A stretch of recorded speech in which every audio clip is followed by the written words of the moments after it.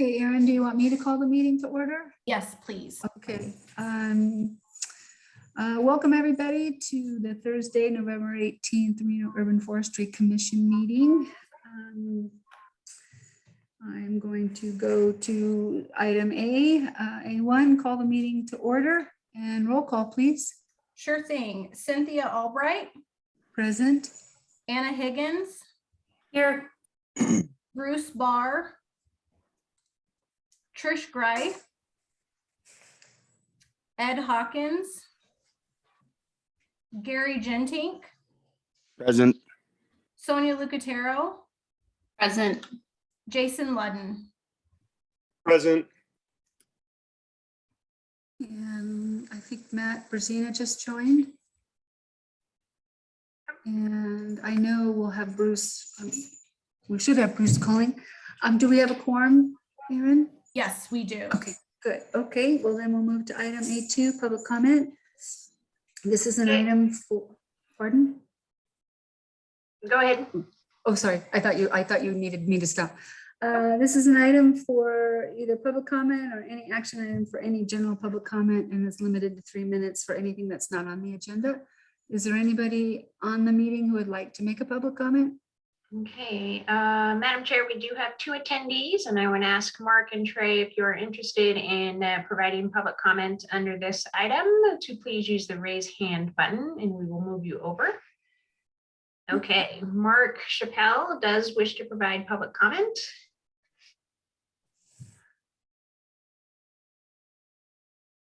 Is Karina letting him in, or does he just talk? Before we start, I got a note from Trish and she said her Zoom is asking for passwords. She's still trying to log in. Shall I tell her you'll re-forward her the? Yeah, I can Link. send her. She Okay, can great. also join the link with the general public link, and I can promote her over to a panelist Okay. if she can come in. So tell her she can click on the agenda Yes. link. And Mark, you should be able to speak. We should be able to hear you.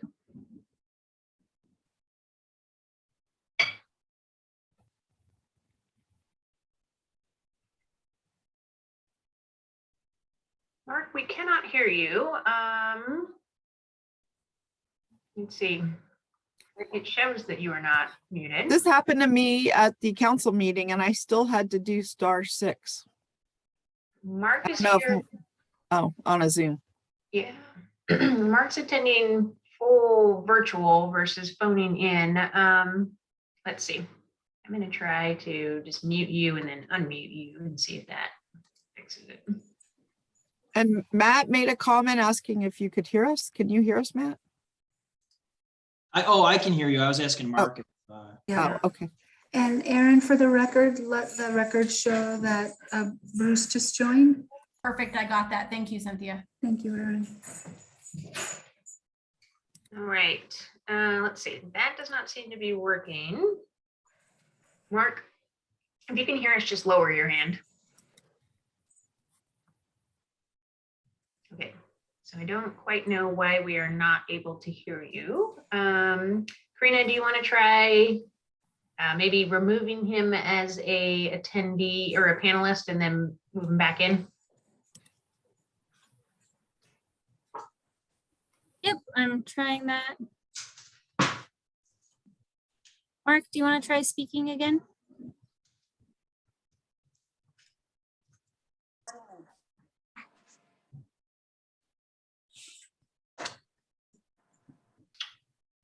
Mark, are you able to? Here hey, we see can you. see him. All right, there's progress.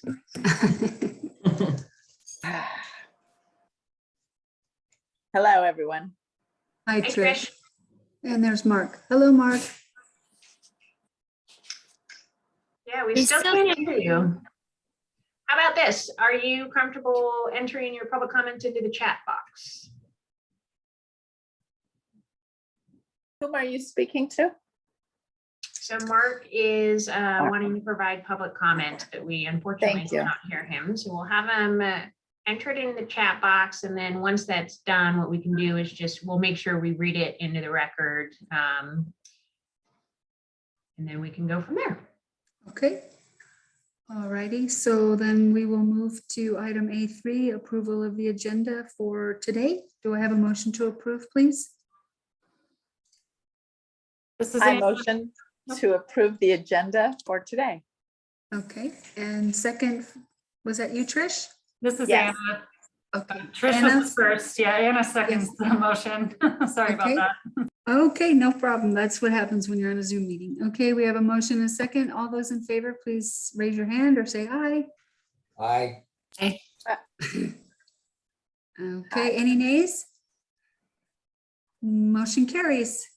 Okay, item A4, do we have a motion to approve the minutes from October 20th and November 9th?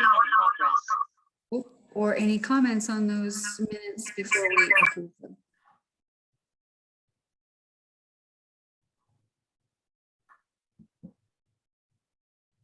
Anyone of the commissioners have any comments on the meeting minutes or would like to make a motion to approve? I move that we approve the minutes from both meetings previously. This is Bruce, and then a second. Do we have a second? Second. Second by Jason. All those in favor, please say aye. Aye. From works too. Any nays? Motion carries. Okay, on to agenda item B1, discussion and input regarding the tree preservation ordinance. Kelly Mullen, Principal Planner. Over to you, Kelly. Thank you, Madam Chair. And before we get started, Jamie, just want to double check if we had any updates on the request for quorum for a follow-up meeting, or if we'd like to go through and handle that now. Yeah, I think we should talk about a next meeting date. Erin had done the poll and we seemed like we got 4 for November 29th. We do need 5. And I guess let me back up a step. So here's our game plan that we hope to get through tonight. We want to be able to finish Title 18 and get everyone's comments and thoughts on the remaining pages. And then Kelly and I have heard you that you want to make sure that you see the final updated compiled draft, which is why we're probably going to need a second meeting, the special meeting. So that meeting should be relatively short because Kelly will send out the compiled version ahead of time so that hopefully we're really just basically convening to see if there are any last minute things that we didn't capture correctly. And if not, then we just need to vote on the final redlined versions of Title 8 and Title 18. Councilmember Dorr wasn't sure if the 29th would give enough time for everybody to review. So, maybe the second would be better, but, again, we're hoping that we just are able to get a quorum to do that final vote. So then we can then proceed into the next step, which will be that public input process. Well, let me add to that. Thank you. You queued that up beautifully. So we're about to enter the Thanksgiving week and Kelly has a lot of work to do to compile all these comments. I assume she's going to want to have a good Thanksgiving. So she's going to want to get them out ahead of Thanksgiving. I know myself that I often go away or have family over Thanksgiving. It's really difficult to work over the Thanksgiving holiday. And I don't think we should ask Kelly, Jamie, or any of you to do that. So rather than the Monday, I was suggesting maybe the second, maybe would give you enough time after the Thanksgiving break, get back into your work mode, review all the final comments, and then be prepared for, your final vote. But you need to kind of do a poll on whether the second works. And I think you guys provided 4 days. I might be, maybe the 30th was another one, but my recommendation would be the second, but I don't know who's available for any of these days. So, and I'm available for virtually all of them. Some are more preference than others, but. This is Anna. I originally said I wasn't available for the second, just because Thursdays are kind of my full day of meetings, but I can do the second. I have that day free or that evening free. Okay, so there's one. December 2nd, this is Commissioner Trish. And What's either your thought? works for me. Yeah, 30th or December 2nd works fine. And this is Sonia. The 30th or the 2nd works for me as well.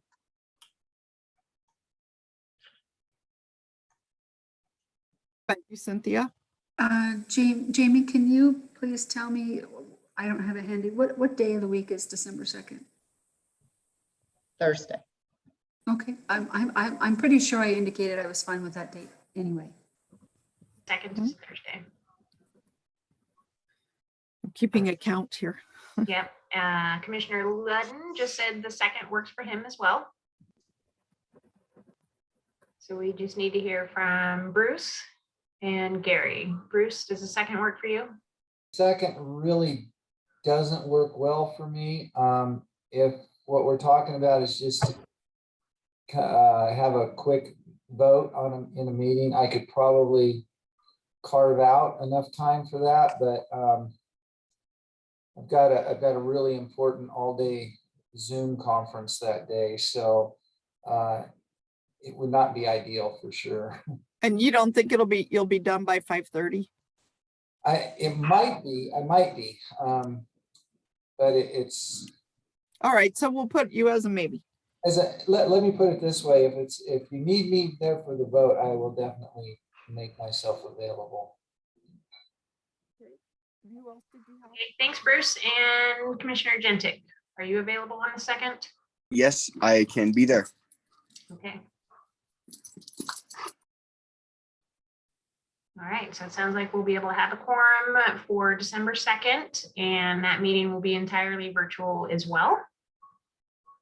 And so Aaron will work with our IT department to get all the invites sent out, and we're off and running for that. And Bruce, I guess what I would do is recommend that you review the draft before the 2nd.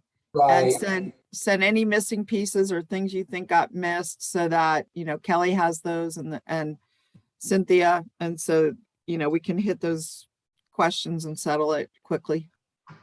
Sure. No, that's fine.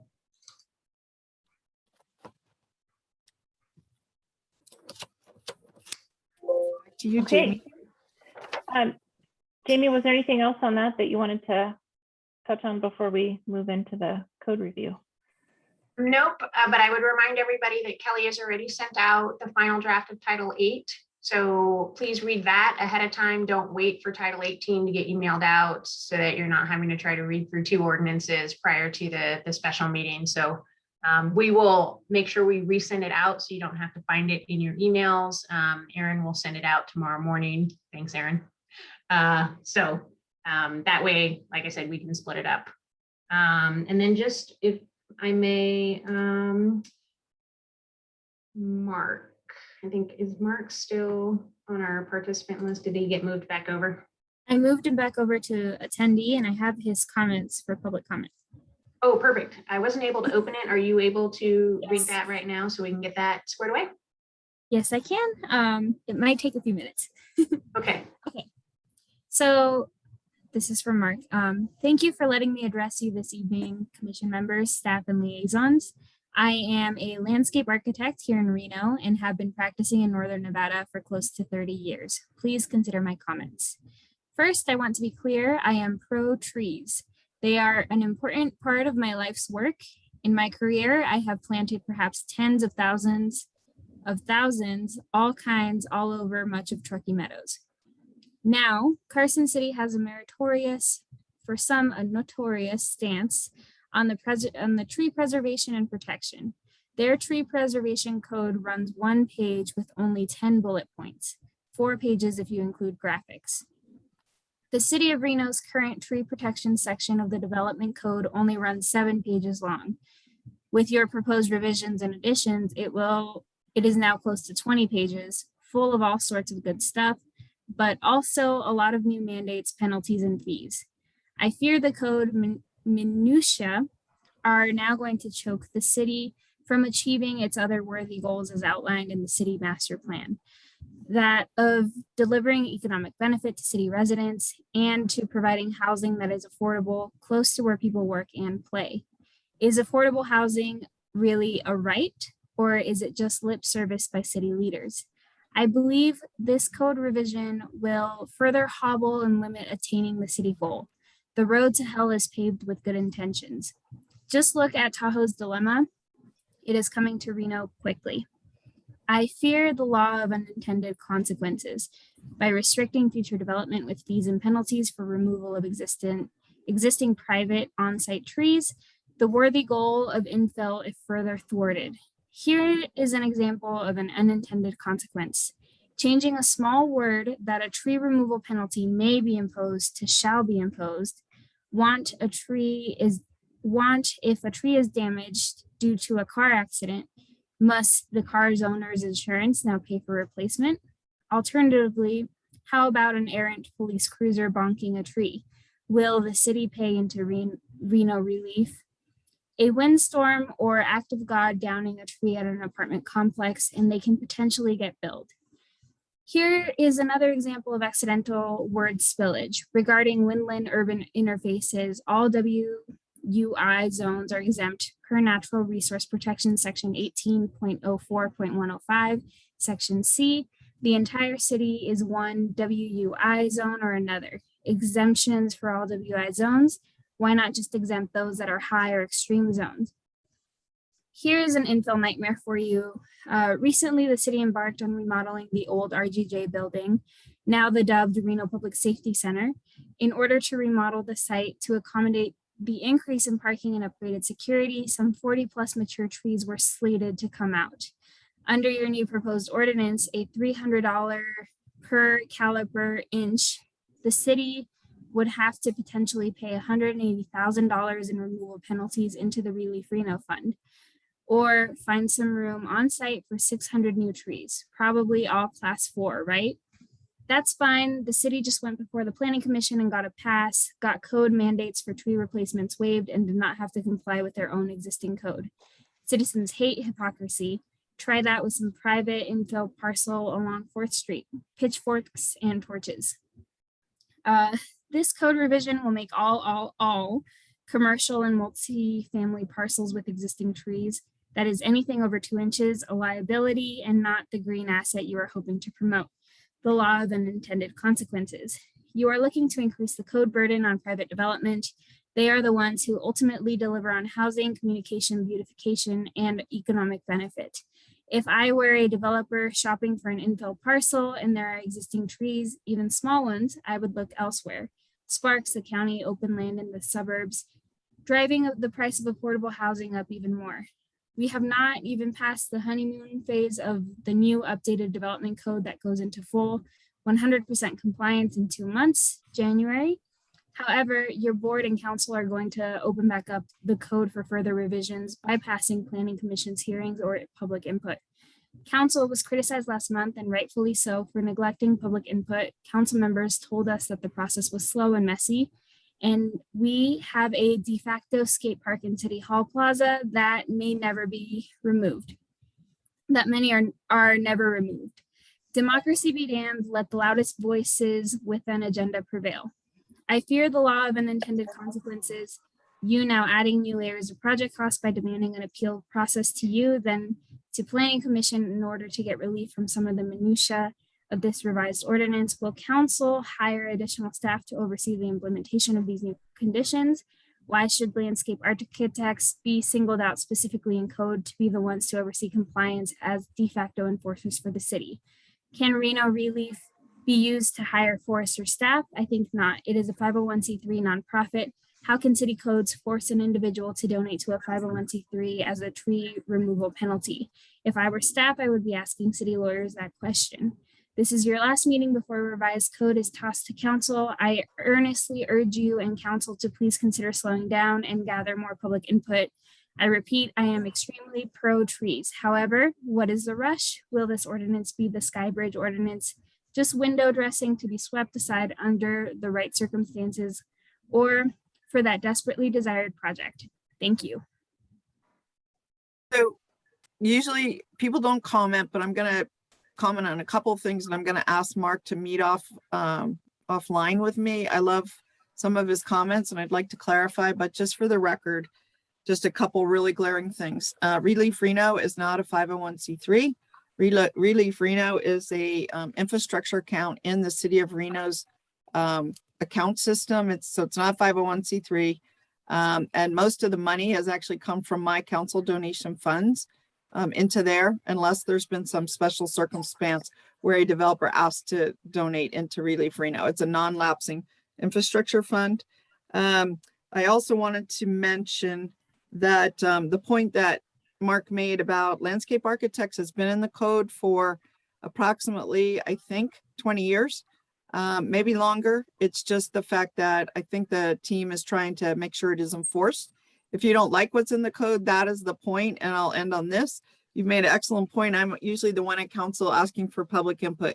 So after this meeting and the final approval, it's going to go out for public input. It's not going to the city council whatsoever. There's going to be many opportunities to comment.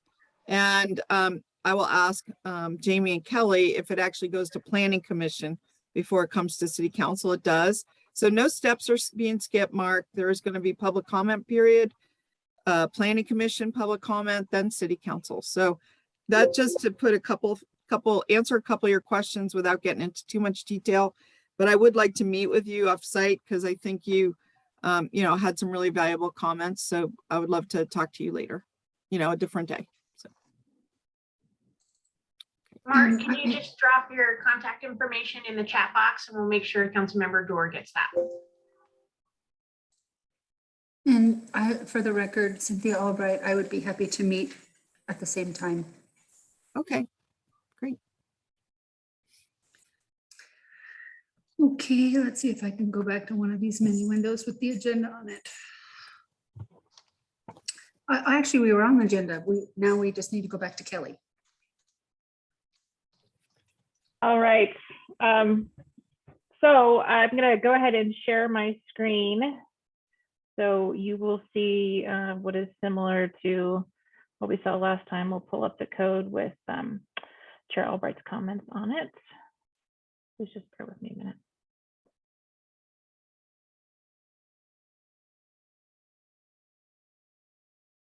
All right. Are you able to see that okay? Go a little larger, frankly, but. Oh.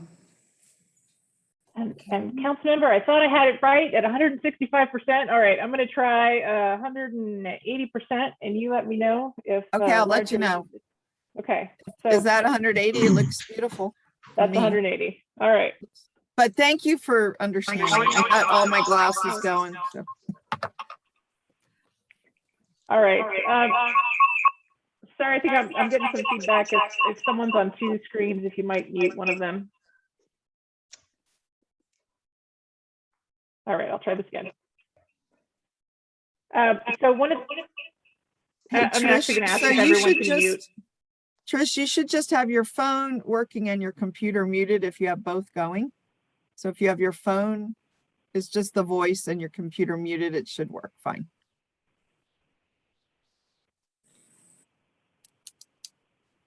Okay. So one thing that I wanted to do was just go back a few pages.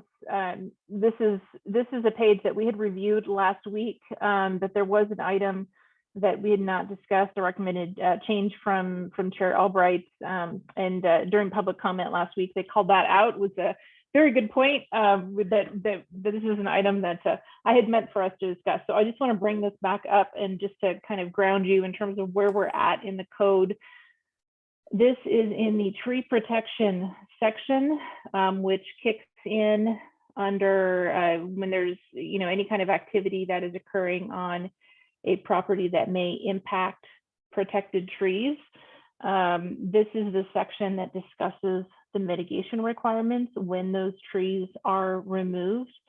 And the initial draft that went out excluded those trees that are located in the area of the footprint of the proposed building and 5 feet out from that location. That was an exclusion that the chair recommended be struck. And you'll see that if you can see my mouse on the screen, I'm kind of hovering over. Yeah. Kelly, approximately what page are you on? This is page 4-6, okay. And it is page 6 on the PDF packet from the chair's comments. So, I would say just go with 4-6 because that will be the same no matter which version. Yep. And it's subsection E at the top in that first paragraph. Got it. Okay, so So- Kelly, I apologize. Can you please restate the comment here about the excluding the area under the footprint and within 5 feet of the proposed structure that I recommended striking? Yes, so that is here in this first sentence. The original language had indicated, or originally proposed language from the staff draft had been protected trees removed from a site, excluding the area under the footprint and within 5 feet of a proposed structure require replacement by one of the methods below. And Okay. I believe the recommendation from you was to remove that exclusion for the area under the footprint of the structure. So I guess my question to you, Kelly, and for the larger audience is I recommended removing that provision, which excludes it, simply because I would hope that with the language in the plan or in the code, that we could encourage, more considerate development on the site. If there's a tree right in the middle and it can't be helped, that's one thing. But ideally, if there's, trees that you would design around them and try to protect those,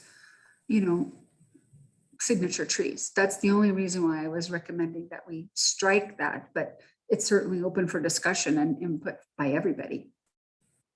Absolutely, and that's what I was hoping to hear from. This would be a pretty significant policy change in the original draft. So that is an item that I was hoping that we could discuss further as a group and see if that's something that the remainder of the commission is in agreement with, if there's further discussion that's needed. So I would like to open that up. I would agree with Chair Albright's striking that. I think that, as she said, when you go onto a site to develop a site, if there are existing trees there, we want to either protect those trees. If they're in the footprint, I mean, yeah, I get it that they need to go away, but there needs to be some kind of mitigation for the removal of those trees. This is Anna. I agree with taking this out because, as Bruce suggested, I mean, we should be protecting the existing trees, and people can move buildings. And if they are exempt from putting the building wherever the trees are, I mean, that's a pretty big, yeah, that's not protecting our trees at all. So I agree with Cynthia's comment here. I'd also chime in. This is Jason Ludden, and agree with both of those points. And I don't fully understand all the zoning, but it would also give people an incentive to make a footprint that's big enough to knock out trees, so that way they wouldn't have to compensate for them.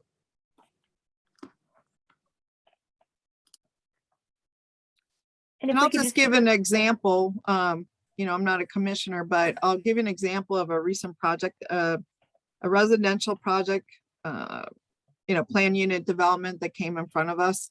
And it was out towards Verdi. The trees on the site were spotty, but where they were evergreens, and they were together, mostly together and in like sections.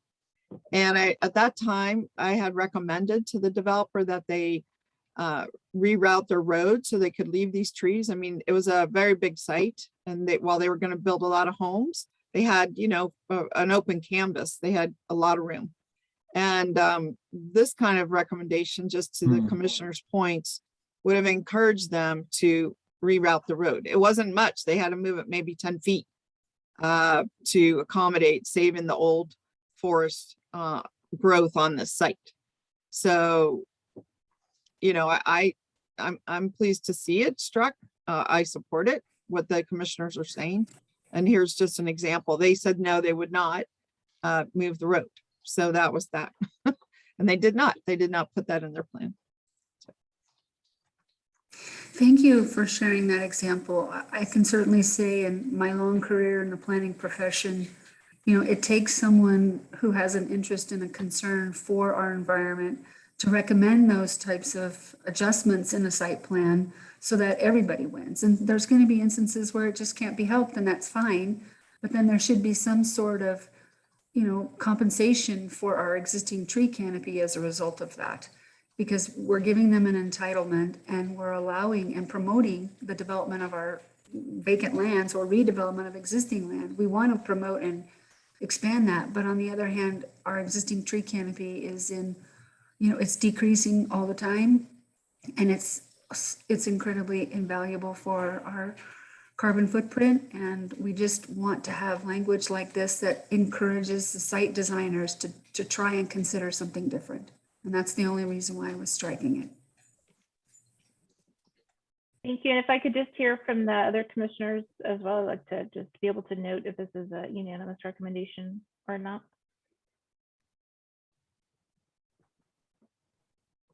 Commissioner Gray? I concur. Thank you. Commissioner Gentic? I agree. All right. And Commissioner Lucatero?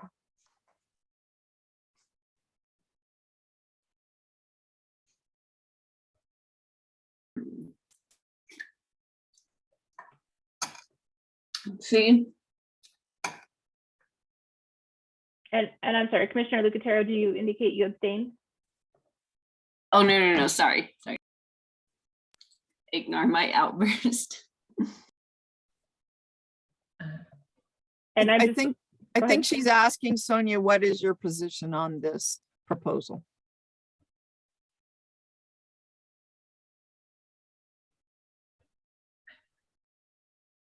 And just to recap, Commissioner Lucatero, the item that we were looking at was the section about whether or not to exclude the area under the footprint of the structure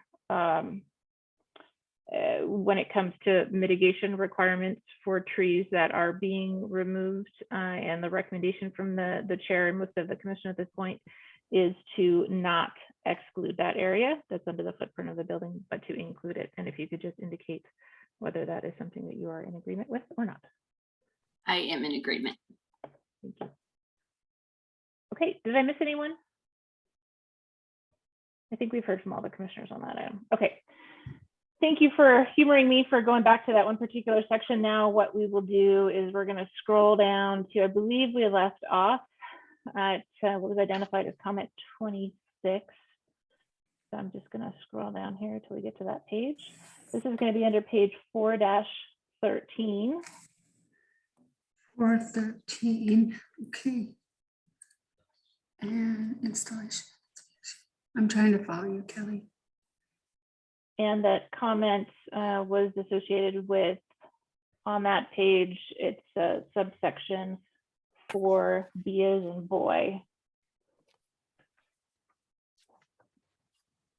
Under the modification of standards, and it looks like your comment was recommending or asking whether reference to relief Reno payment should be added in that section.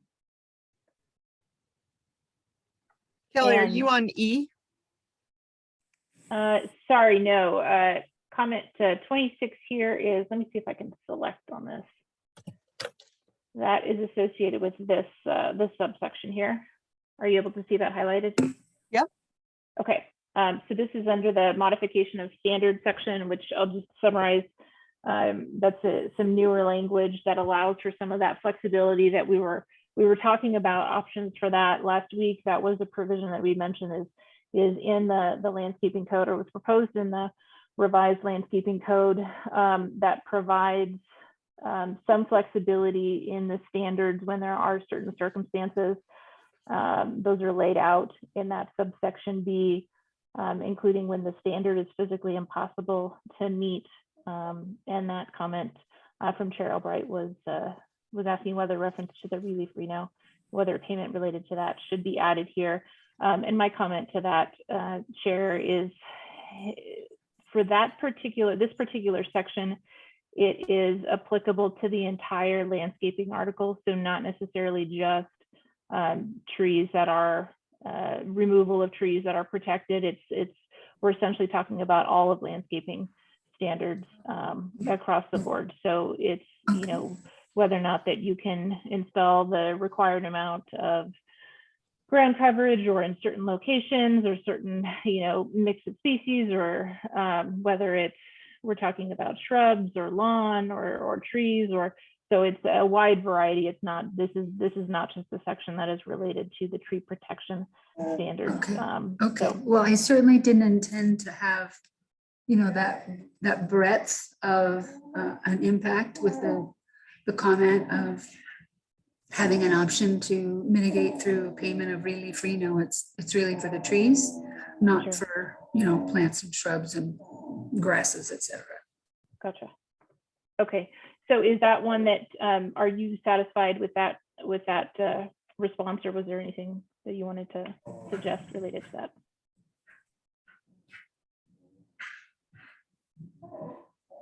I'm sorry, Kelly, was that directed to me? It was, I'm sorry, yes. Yeah, no, I'm sorry, I have pets over here that are talking at the same time. I hear that, yes. Yeah, he's not giving in. No, I think we can revise, you know, what I recommended so that it's intended purely to reflect as a mitigation towards tree removal or necessary tree removal versus, you know, not the entire landscaping palette. Sure. Okay. All right. Thank you for that. And then the next comment that we had from the chair is in the section related to installation requirements, or that installation of the landscaping components that are approved as part of the plan do need to actually be installed. And the question there was, what other causes could there be that installation could not be met? And reading through this, I'm realizing we may have actually reviewed. We talked this. about it. We Yes. did. Okay, so are you Yeah, fine we with just did. skipping down to the next one? Yes. To comment 28. Okay, and I do not believe that we had gone over this one. So this is, I'm just going to come up to the section we are under. This is under the minimum landscaping required section. And the original language was for street trees being prioritized to provide shade for sidewalks, parking areas, and other paved surfaces. And Chair Albright, it looks like her recommendation was to change street trees to canopy trees. Right. I thought that was a good change personally. I do too. Thank you, Cynthia. Cynthia, would you mind explaining exactly what your intention was with that change? Kelly and I were discussing it yesterday, and I think we could use a little clarity on what the intention is there.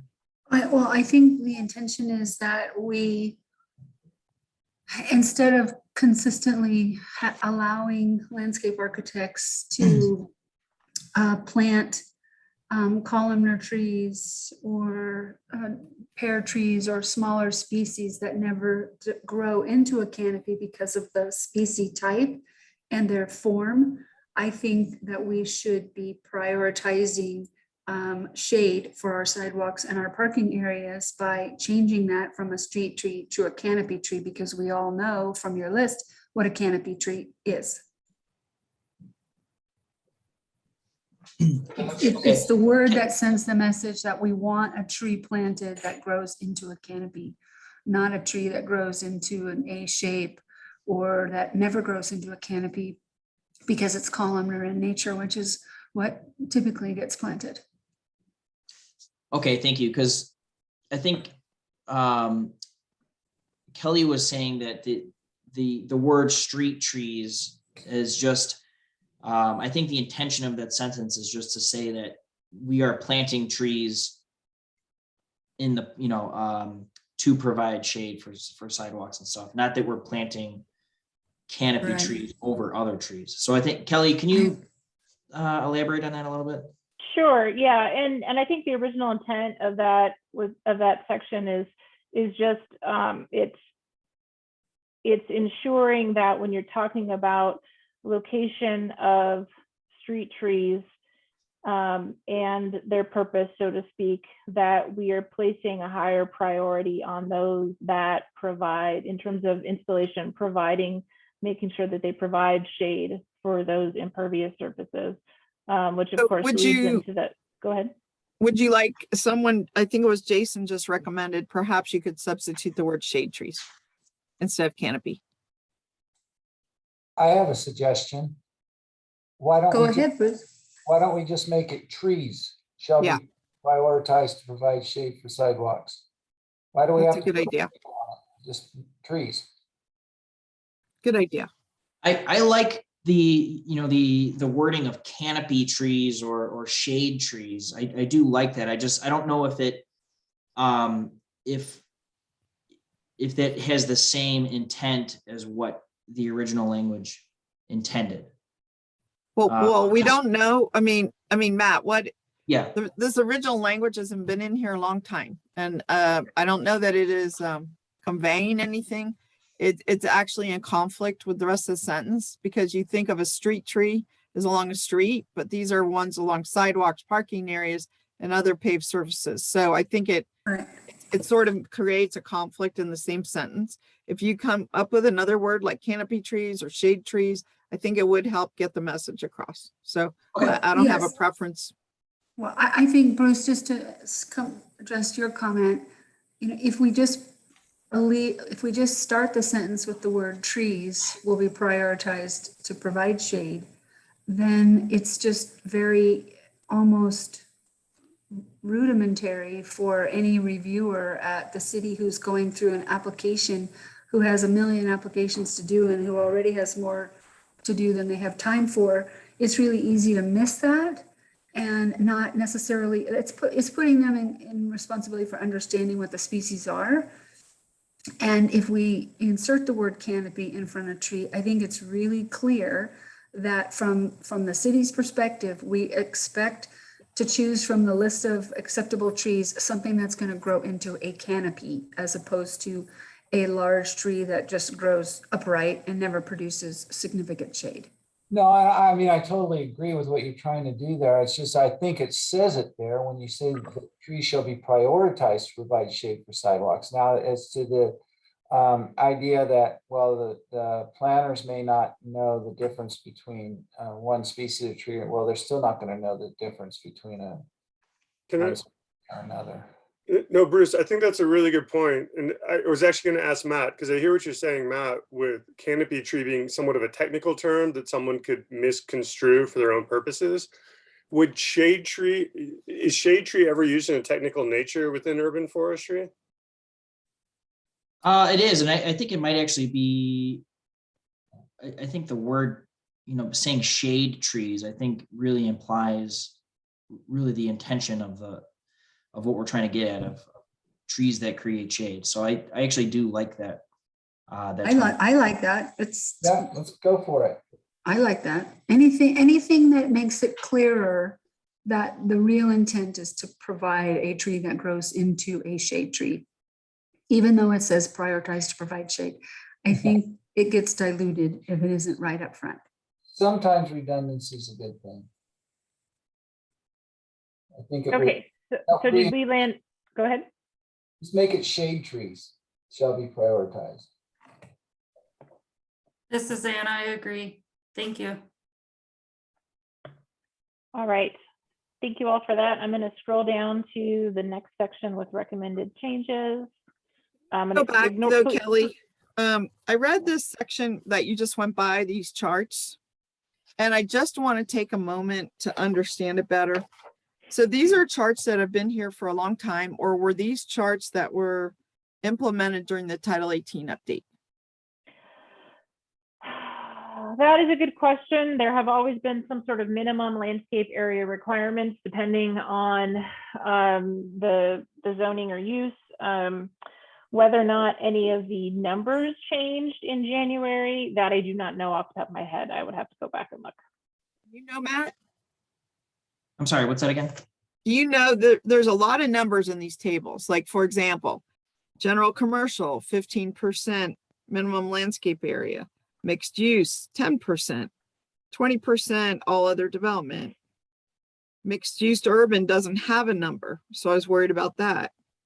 I don't even know if, yeah. And just to provide some clarification there on that particular one, those three categories, mixed use urban, midtown commercial, midtown residential, those all are have this section applicable to them. So what's kind of weird is like, let's take that one. 5% if you have more than 30 dwelling units per acre, that's MF 30. 10% if you have like MF 21, 20 dwelling units per acre, 20% all other developments. So what they're saying is the more intensity of development that you have, the less trees that you have. And I mean, I understand that there's an aspect of it that makes sense, but I just wonder from the group, if you're going to have a really dense development, and I'll use an example, recent student housing on Center Street, or a dormitory up by the UNR. They're pretty much going sort of edge to edge on the concrete with very little setback, like the building set right there. And then there's maybe a 5 or 6 foot sidewalk. Really depends what kind of street it's on. It might be a 5 foot, it might be even up to 20 feet, like we did with the streetscape ordinance in the area I just mentioned in the student housing on Virginia. Right? Or is it center, Matt? I guess it's south of the university. Anyway, my question is does this just get at it? Like, should it all just be like, many of these are 20% neighborhood commercial, professional office, and so on and so forth. And so I just wondered who came up with these? Do they make sense? Is this something that you could look at offline with, let's say, Matt and the community development group?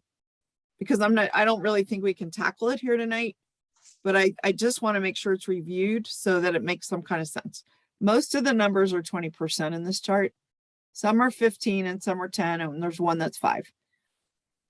I think this leads directly to what the previous comment that we all agreed to was that there are instances where you're having areas that you just described. They're going edge to edge on the property. There's no room for trees. So anything that's there is going to go away. And that's why we would need something in there to mitigate this kind of a situation. We don't want to prevent it necessarily, but we want to make sure that the tree canopy is preserved in some way, shape, or form somewhere else. So I think this is the classic example of where striking that was the right thing to do. I see.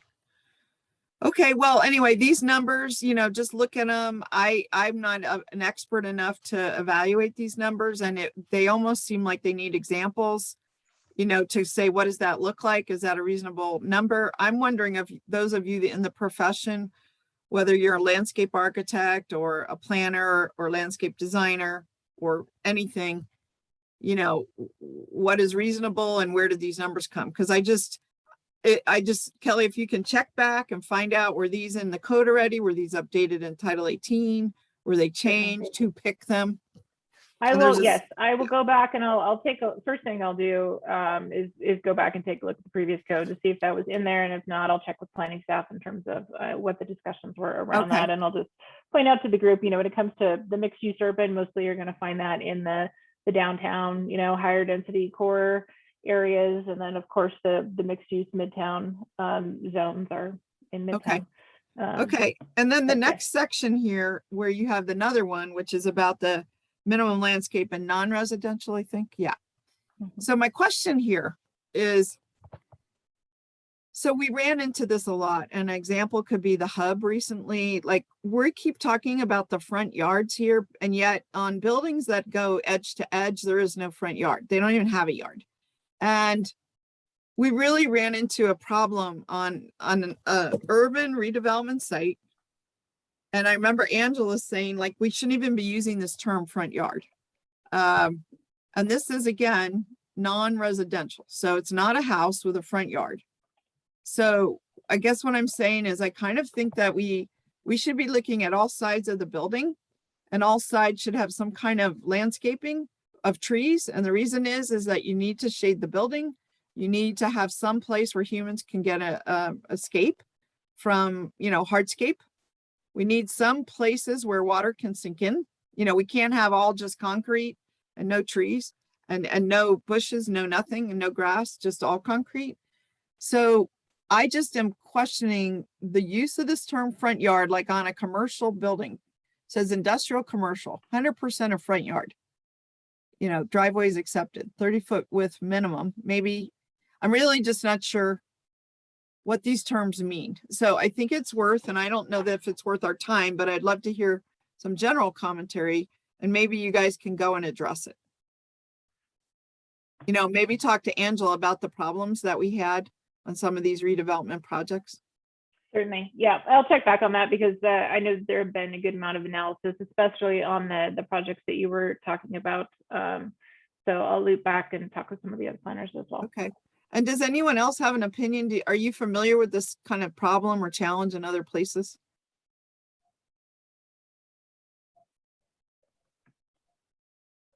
Okay, I guess that's enough. No, I wouldn't say it's a no. I do think that, you know, from a site planning perspective, it is difficult to try in an urban environment. I'm talking about in our downtown and our mixed use. And I do think it would be very beneficial for staff to really look at the Riverside project and other sites that potentially can transform and hopefully will transform into other types of mixed use and redevelopment, and clarify what would be the best solution to maintain some sort of viable softscape that will help, improve the overall aesthetics of the development. Because all too often the required 5-foot setback, is too small of a space in order to grow anything of significance, in order to really enhance the overall aesthetic quality of this redevelopment. So I think it does worth a revisit by staff, just to make sure that it is the right percentages and that we are thinking this through.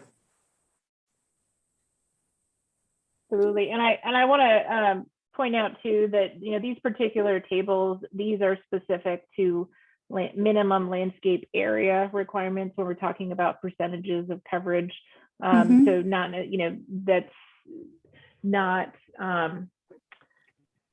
not saying that you don't have to put in trees. For example, we still have our tree requirements, tree installation requirements, but when it comes to percentages, this is the section that's referred to, but totally understand the comments. And maybe they just need to change the terms of front yard because that's usually used with residential. If it's a commercial area, maybe it's the frontage, what do you call it, Cynthia? Street frontage. Okay. And primary street frontage. Primary street frontage. So maybe that would help. And then maybe also addressing, well, what about this side? Like right now, it just says 100% of this area. But I don't even know, like some people might have a series of parking out front, with landscape islands or something. Is 100% of that area supposed to be trees, or is it just saying this is the area where it applies? And then you have to follow the every 30 feet or so many trees in a landscape thing. So I'm totally fine with that, that we've already set out a standard, but I think the standard should apply around the whole building. That's what I'm trying to get at. Gotcha. So not just the front yard. So Madam Chair, before you guys move on, I did pull up the existing Title 18 and that table that is already in the code. Right, but we don't know if it was put in January in the new Title 18 or carried over from the old Title 18. Okay, and then there is a little bookmarking error, so you'll see on Kelly's copy it says error reference not found, and that's pointing to something else. Yeah, we're ignoring them. Okay. Is there, before we go on though, Kelly, is there anybody commenting? Do you have any comments? Because this has been a pretty tough deal, and where they say is there was a lack of clarity, and this is what's in Title 18. So this is the lack of clarity. So is there a feeling, should they put trees in the back, the sides, only the front and something else? Well, what about, Kelly, what about instances where we have a site like the Riverside, location where they have, frontage on 3 streets, technically? Correct. And how does staff interpret this particular table in reference to what would be required from a landscape plan given that they have three vital, street frontages right in our urban core along the river. Right. And I want to, go ahead. ahead, but I want to remind you, this section's non-residential and the section before I think was residential. Yeah, but it's the same thing. Yeah, It's the Okay. question of how would somebody, in the development community have a clarity about what is anticipated, and should we be considering in these mixed uses, which are in our downtowns, which are in our existing neighborhoods, which are in our existing development areas, when they tear down something old and they put up something new and they have street frontage on 3 streets, right. residential on 2 sides in this particular location, wouldn't we want to encourage them to, or at least require them to plant trees all the way around? And more importantly, try to mimic the landscaping that's in the neighborhood. That's Right. the one thing that I see that's a real problem in when you have infill. Infill is great, except for the fact that the landscaping doesn't ever match what's around the area. Existing neighborhoods might have a front yard that's lawn, etc., and they come in and the vast majority of what they plant, even though the code says a maximum of 25% can be inert materials, it tends to be 100% with some shrubs and some trees around there. And so the context is completely eroded when you have infill in existing neighborhoods compared to what was there that's surrounding the neighborhoods after the infill is completed. Am I saying that correctly or clearly? Yeah, I think you are. I think you're basically saying that if you're going to do this Riverside example and you're going to build new within old, totally fine. But they should attempt to mimic a style landscape. And I guess, maybe that's covered in a different section, Kelly. That's why I was kind of daylighting this, because I'll give you an example, a different example, not the Riverside. So right near me, just recently taken out of Ward 2 last night, is the Sundance Apartments. And a new owner came in. They cut down virtually all the large trees around that building, which shaded this 3-story building on the west side from sun. So now, in terms of our sustainability code, that's still to come, but is generally that you want to provide shade on that western side. They cut down all the large trees. They planted very small trees. And I actually went and asked them, would they mimic the landscaping that was already in place for 15 years on the other side of the street? So it would be more of a gateway. They said, they took a look at it. They're in Kansas and they just said, yeah, no. So we lost an opportunity to kind of have an amazing corner, like section of matching landscape that would have, really improved the Sundance, which is a very industrial looking building, very dense apartments, the densest apartments we have in Reno. So I don't know if we could have addressed it, but I think that's sort of what Cynthia must be getting at, is just sort of context. I just think it's really valuable in considering the context of the surrounding properties when reviewing a landscape plan for new infill development. So maybe that could be a separate sentence somewhere. We don't have to have it in this section. This is about percentages, right, Kelly? Correct. Maybe we want the some later section where it talks about what to be planted to just talk about the context and the surrounding landscape. So just some thoughts. Okay, thank you. I've got that noted down. And yeah.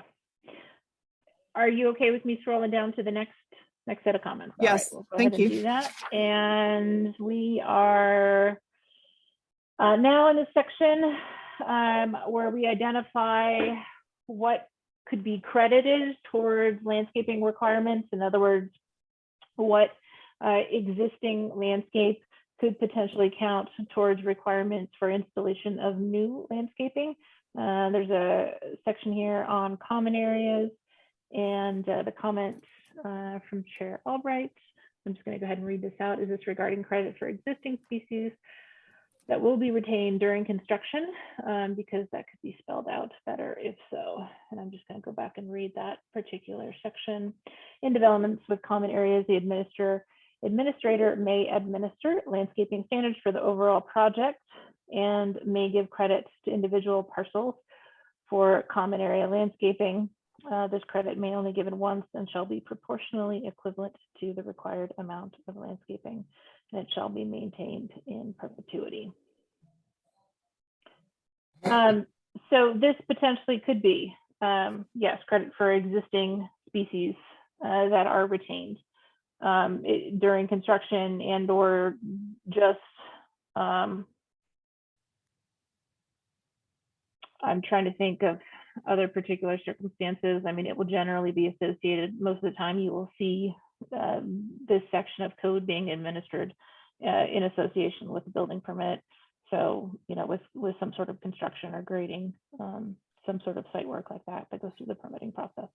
Kelly, I don't know exactly what part of this section we're in, but I did have a note here, which was about HOAs, and I'm unclear if you scrolled up to see what is this basically under. It's about credits. Yes, this, okay. Yes. Totally Totally fine to give credits, totally agree. When we get to another place in this section, I think that talks about common areas, that's going to be a question for me is, you know, what are we doing with these HOAs? And the other question I have, and I wasn't really sure if we'd already passed it or was still to come, is this thing about, we've talked way before you came, you know, in other words, for the years before you came, that when we got here, we were going to look at putting in a landscape renewal or renovation permit. So that, let's say a new owner comes in, and this has happened many times with a new shopping area, I mean, an old shopping area, and they want to freshen it up. And so what they've done often to freshen it up is cut down all the trees. So what we want to do is what we've been talking about, and I'm just not sure where this goes, is to have some type of come in the door, talk about your project. Let's work together on a new landscape that will retain, you know, older growth trees, but still give you a fresh appeal that you're looking for. So I don't know if that's still to come. I'm just saying it, and I'll stop saying it until we kind of get there. And if we don't get there, I'm going to bring it back up. Okay. And yes, and I'm trying to think of through the code sections that we've addressed so far, where I think that would actually probably fall under, I'm going to scroll back up and see if we can get to that section. I think we covered part of it last week. Here we go. Okay, so this is a new section. This is under our approval procedures. Yeah. And it's specific to changes that impact existing trees or required landscaping that has already been installed. And this is essentially just saying that that anytime, let's say you do just want to come in and you're not doing construction, but you just want to update your landscaping, that's where this section would come into play. Where anytime that they want to essentially remove, damage, relocate existing trees, then they would need to submit that landscape permit application before they did any of that work. Yeah, I reread that before this meeting, and I noted it, and I wanted to make sure that that was it. That was the place. And then I wasn't really sure, is a landscape permit application, is that a new thing then? Yes, it'll be okay. New. Okay, thank you. You satisfied my concern. Thank you. Just wanted to make sure. I think the landscape permit will help a great deal. And that is what basically, just to refresh everyone, that's what kicked us off 7 years ago on this trajectory. Was this exactly what happened? Someone came in, wanted to freshen up the building, cut down all the trees under quote conservation efforts when they should have taken out the grass and left the trees. And that's what sort of launched Relief Reno. That's what, launched this effort to update the code. So I wanted to make sure we at least did cover that example. Thank you. Certainly. Yeah, that particular section, it was added in after, having those conversations of hearing those concerns about changes to mature landscaping on site that's been there for years, that, especially on some of the non-residential properties, that being removed. Right, especially when it was required to be installed as part of getting a permit. Sure. Okay, so this next section that we are in is related to parking area, landscaping, and screening. And it is specific to surface parking lots. And Chair Albright, just because you've got a number of comments in here, I'm going to ask if you would mind just going through those with the group. I think that'll allow for a little smoother, smoother conversation. Okay, well, my first comment was about the size of the parking lots and the fact that I just think parking lots of this size, other than with, you know, special uses like convention centers and things like that, are sort of an, I don't want to say a dying breed, but, you know, we're doing our very best to, you know, expand our multi-mobility options. And I just suggested that, you know, should we reduce this number from 350, which is a giant space? I don't know what it is, you know, acres wise or square feet wise, but it is. And so my question first was, you know, should we consider reducing this actual number of parking spaces in order to create, you know, better landscaping kinds of requirements for these spaces? So that was the first comment. And then I'm trying to see the second one. Matt, is this sufficient to grow a canopy tree? So under C, you know, in no event shall the total landscaping provided be less than 15% of the total area within the surface parking lot. And so I just know that the islands that I see that are new in parking areas, it's 1 tree and 6 shrubs, you know, and then some DG for every so many parking spaces. The planter itself is wholly too small. The islands themselves, you know, aren't really created for promoting tree canopy growth. They're often not even watered. And that's one reason why we have places like the mall and others where there are no canopy. Even look at Summit Mall, there's absolutely no tree canopy anywhere because there's just not enough parking islands within these larger parking lots to create spaces that offset the urban heat island effect that they're creating by so much paving. And I think we need to talk about soil preparation and the amount of soil that we require in these islands. And so it's generally along the vein of, you know, how are we looking at parking lots of this magnitude going forward with the interest in reducing our urban heat island and trying to promote parking lots, which we need, but parking lots that are sufficiently planted with mature trees. I don't care about the 6 shrubs because nobody ever takes care of them. People just step on them. But I do care about creating islands that have trees that grow into canopies for reasons that are obvious. And what's interesting is if you do see a tree in a parking lot that does have shade, there's always a car under it, no matter where or how far that parking space happens to be from the building. So Matt noted that we get into soil and Islands maybe further down. Further Mhm. down. I just Right. wanted to add something. This just came up this week at my neighborhood advisory board meeting, which was on Tuesday. So we're on Thursday. And a group was coming in and they wanted to renovate an old car lot into, I think it's a Lithia car lot. It's on South Virginia, into a, it's called Carlotta or something. And it's for used cars. It's a new way of selling used cars. And so they were showing all the trees that they were going to put in this lot. And a lot of them looked like they had some bigger planter areas, but some of them were extremely tiny. And I told them, just so you know, Matt, I asked them to get with you before they finalize this plan, because I told them we're coming out with this new ordinance and you don't want to be that out of step. You know, you're just doing it right now, like 10 minutes before the new ordinance comes in. You want to make sure that if you do plant the trees, they are going to grow and live and not just be like a fake plant tree for 2 years dies. So they were very interested. They were from Virginia. They had never been in Nevada. They have no idea of our climate or anything. So I will send you their contact or Nick will. But anyway, just came up again, you know, this week. So I'm telling you, people are still building car lots, malls, etc. So maybe it's later on. So anyway, I'll stop talking. So But back yeah, to you, I do Cynthia. think, yeah, I was just gonna say, I do want Kelly and other commissioners to at least consider the fact that we do have, you know, these large, our code allows for these large surface parking lots, which is fine, but we don't require a large enough parking islands within these parking lots to really promote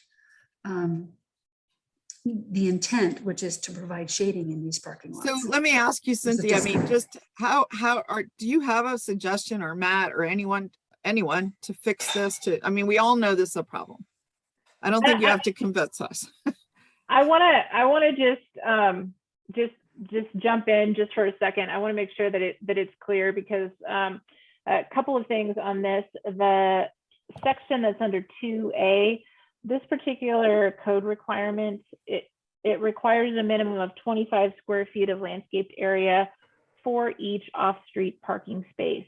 So what that is saying is that for every single parking space you have to have a 25 square feet, 5 by 5, a section of landscaping in there. So it's not necessarily that there has to be a landscape island for every parking space. It's just that when you're talking about the overall amount of landscaping, like that's kind of, it's offsetting it to that degree. So I just want to add that in there and to make that clear, as Matt had said, later on we get into the sections on the parking lot islands and the soil volume and quality and all of that. But I just wanted to make sure that that piece was clear. And I appreciate that. I understand that, Kelly. It's right here in front of us.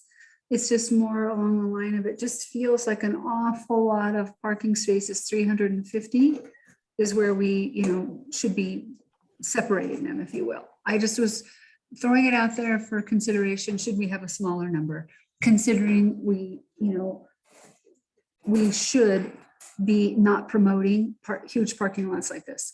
I mean, in our community at all, considering we want more multi-mobility and we want to have more urban and walkable environments, and 350 parking spaces is basically another mall. And that's great, but if we look at the malls that we do have and look at the landscaping that are in those malls, I think you would say that it is absolutely substandard. Yeah, this is Anna. I agree with Cynthia. I mean, study after study is showing we have too many parking spaces. And so I think we should reduce this number. And then also it is curious, it says, what percentage should be landscaped. But if you xeriscape, you could potentially have a landscaped area that really has very few plants. So just some considerations, but I really definitely support reducing the amount of parking spaces because I've never been in any large parking area that's ever been full. They're always like very less than full. So I support that. And one thing that I should add on to with the adoption of the new code in January, a lot of the parking standards were updated, kind of trying to get at that. A lot of the parking requirements were reduced for various uses. And so that was something that was a direct result of kind of recognizing those concerns and topics that the commission is talking about here today. So I just want to point that out and add it to the conversation as well. But totally understand when you're talking about, a large parking area. I just have one quick Go ahead. comment. It's not that I disagree with any of this discussion about, we have plenty of parking, or do we have enough parking or whatever. I just wonder if that's something that the Urban Forestry Commission should be necessarily touching on. I think that our purview should be to make sure that trees get planted in these in sufficient numbers with sufficient soil volumes, and that should be our focus. As far as whether parking areas are too, you go to Grand Sierra, there are parking lots of acres and acres and acres. It's already there. We're not gonna get them to knock it down any. So I'm not. That's not the goal, Bruce. It's not the goal to get them to redo anything. I guess what It's I'm going getting- forward. I'm not sure that this is an animal that we want to tackle. We want to make it properly in sufficient numbers, period. I agree. Whether the parking lot is 350 or 175 or whatever the number is, ultimately, we just want to make sure that we're getting enough trees in the area with sufficient soil volumes. I think that should be our focus, not the number of spaces. Right, and I think, Bruce, you're absolutely right. I couldn't agree with you more.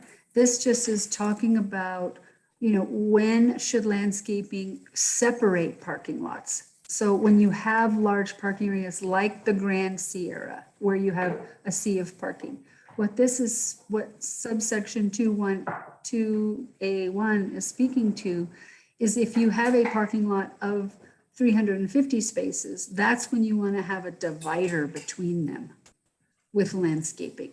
it's not talking about individual parking islands. I brought that up because I went right into islands and soil preparation, et cetera, but this is different. This is how many parking spaces should we, what's the number that we should have where we require a delineation, if you will, between them. And that's where I was just thinking, from a city that really wants to grow into a more urbanized environment, maybe we should consider reducing that number so we have more overall landscaping in these larger parking areas, which we of course need.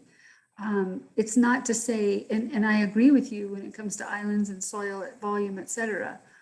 It's just more along the lines of, I look at our large parking areas in our community today, and there is not one of them that stands out as a representative example of how it should be done. Instead, they all fail miserably, and they were built according to our current code. Yeah, you're right. That's all I'm saying. It's just So a question. Cynthia, is there like a standard, kind of a new standard in America about how many parking spaces? I mean, is it now 250 and it should be landscape, so it's a different kind of feel? Because I'll tell you, when I worked in Florida, they kind of hit on what you're talking about. They had all kind of parking spaces, but they did have a lot more landscape between them than we seem to have here. I mean, it was very, very common. And so I didn't know if there's like a number. Do you have a recommendation?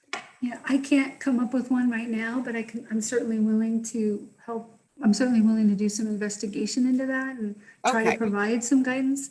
Maybe we could do it's just that a and then we could question. move on. And Yeah, why don't you absolutely. do some research and maybe send that to Kelly and the team? And just, it's not about the number of parking spots. It's about how they're divided up and getting enough landscape, i.e. trees. Although I don't see where there's a connection between landscape and trees yet, but maybe that's to come. Right. Thanks for that clarification, Cynthia. You're welcome, Bruce. And then Kelly, 3A, it's just talking about a 5-foot wide landscape area and a 2-foot high berm wall or a hedge should be placed around the perimeter of the parking area. I guess this is just a general comment that I see. If you've noticed, we require these landscape areas in front of parking lots, and they plant shrubs in front of them, and then the landscapers come around and they just lollipop them. So there's no connection between what we want, which is a screen in front of the parking area, so that it's minimizing the visual impact of the parking lot from the street. But we don't put any requirements in place that guide the formation of this hedge or the development of this planting material to create that visual barrier, if you will, which is why it's intended in the first place. Instead, the landscape companies all around town just cut them however they want to cut them, which is into small little, snowballs. And the whole reason why we're asking for these kinds of improvements is completely defeated, because the maintenance of these facilities are done by people who don't understand why this code language is there in the first place. And the management company certainly isn't really interested in it. And so I'm just trying to bring this up as, can't there be something that we do here to sort of effectuate change for the positive, to achieve what we want to, which is allowing the flexibility, but achieving the screening that we're seeking in the first place?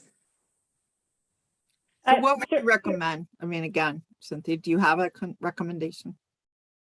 No, not off the top of my head. I don't. Okay. Well, I think I can come up with something, but I think that is the general idea, is that, the more greenery around these parking lots, the better. And we're talking about right here, 600 or more spaces. I mean, these are really giant parking lots. So I think there needs to be something. I think you highlighted it to bring it to our attention, but you didn't have a recommendation on how to reword this. I think that would be a good thing to do over the next few days and get to Kelly and maybe the whole team, so that we understand, like, what can we do as an alternative. can I ask Matt? Can I ask Matt or staff? Do you guys have an opinion, please? Go ahead, Kelly. So I was going to say that, I mean, we do have requirements lower on for parking lot edges and the landscaped the landscaping in those, and obviously the descriptions here about minimum widths, and it looks like you've got some recommendations on changing those widths. We certainly have, when it comes to screening, and you're adjacent to when you've got the residential adjacency standard, certainly screening is a big part of that as well. Certainly what we would see is most common, I think, through the jurisdictions is, either it's going to be a landscaped berm and or hedge and or wall. I would say that from my own perspective, what I've seen in reviewing the plans is that most often what I have seen is a berm with shrubs that are on there, along with a variety of trees kind of sprinkled in. So I'm curious if you do have specific recommendations for that, would love to hear them. To me, the critical failure that we've seen in Reno is just the actual islands themselves within the parking lots, that we're not providing adequate soil volume or irrigation, and that's why the interior of parking lots tend to have really suffering small, poor quality trees that don't create any shade. So I would agree. agree. Yeah, I mean, I would agree, Kelly, if you're Sisyphus and you're rolling the ball uphill, I would roll the ball uphill for improving the parking lot islands within the parking lots as opposed to the edges or the defining areas. But I will just say that you can drive down any street in any business park, in the nice ones, in South Reno, et cetera, and you will see that the landscape companies have completely sort of eradicated any hope of trying to achieve the screening that this code section is intended to obtain, because there's just no education on how to properly maintain them in a way that develops into a screen, which is the whole purpose for it in the first place. I think a good example to look at is the new Reno Mart at Plum in Virginia. In that case, the developer did ask me to sit down with the landscaper before they even started that project. And, we looked at ways that we can increase the individual soil, the individual islands, and put better tree species in. I think it's a good step in the right direction. If you have a chance to go down and look at that, it's not perfect, but I think it's a lot better than a lot of what we've seen. So where do we talk about that? Is that here or like a next section? So you're talking about soil volumes in the parking lot islands? Yeah. That is upcoming. Yes. And if you'd like to move to the next page, we can do that. Okay. I think it'd be good. Let me just ask before we move on. There were some changes or recommended changes here that I wanted to see if that's something that the team as a whole does want to recommend whenever we talk about changing. This is all existing text. It wasn't proposed to be changed by staff. So if we're talking about if Urban Forestry wishes to change some of those standards or make recommendations on those, I'd like to see if we're in alignment on that. But it looks like, Cheryl, right, you were recommending increasing from 15% to 20%, and then throughout this section, it looks like doubling the width of those landscape areas. Which I totally understand what you're getting at, but in terms of doubling some of those, I do think that we'll get some follow-up input on that from other stakeholders as well. So I would like to see if there's alignment on those particular recommendations.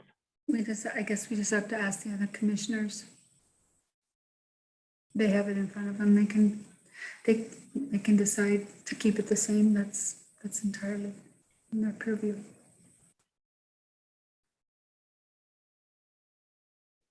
Commissioners may have input on those recommendations. Well, I'm usually for increasing the size for the trees to have a better chance of living and more greenery. So I'm in favor of doubling, or what we see fit will give the trees a good chance, and we can make an argument that we're not wasting their space or infringing upon their parking, but at the same time giving them the shade and what we need.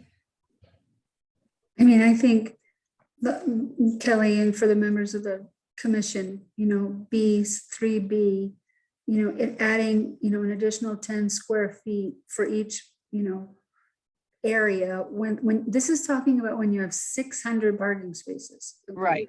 This is a big lot, and that's a big area. And so the idea is, with this amount of surface area that is now in pavement, we should consider asking for a doubling of the area so that we can grow or give proper space to increase the tree canopy's growth. It's not, it's really, it gets down to soil volume, and in a parking lot of this size, it would be wonderful if there were allowances for additional growth area and area for planting in parking lots of this size, but I'll defer to everybody else. All right, I'm just going to do a quick round robin so we can move to that. Commissioner Grice, it sounded like you were in favor. Yes. Commissioner Barr. I honestly, I don't even have a clear picture on this 20 square feet of landscape area for each parking space in excess of 600. Matt had a comment about that, yeah, what exactly are we, I'm just not seeing a picture of it. I don't understand what is 10 now and what is going to 20, and for each parking space in excess of 600. I don't even understand what this is even getting at. Maybe we need to clarify the whole thing. And so just to add a little bit of context there, so in this section above where we've got amount of landscape area for each off-street parking space, there's a requirement to ensure there's 25 square feet of landscaping for every off-street parking space. When you get to parking lots that have 600 or more spaces, that requires, existing code requires an additional 10 square feet, so a total of 35 square feet for each of those off-street parking spaces in excess of the 600. And so this would change that to 45 square feet, essentially, for each off-street parking space in excess. So maybe Kelly, maybe we need to just do a little bit of math. Maybe 20 square feet is too much. But I do think that 10 square feet additional is probably too small, but.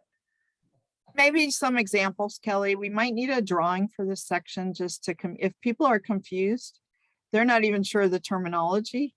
I think it's all about something you said earlier about this one right up here.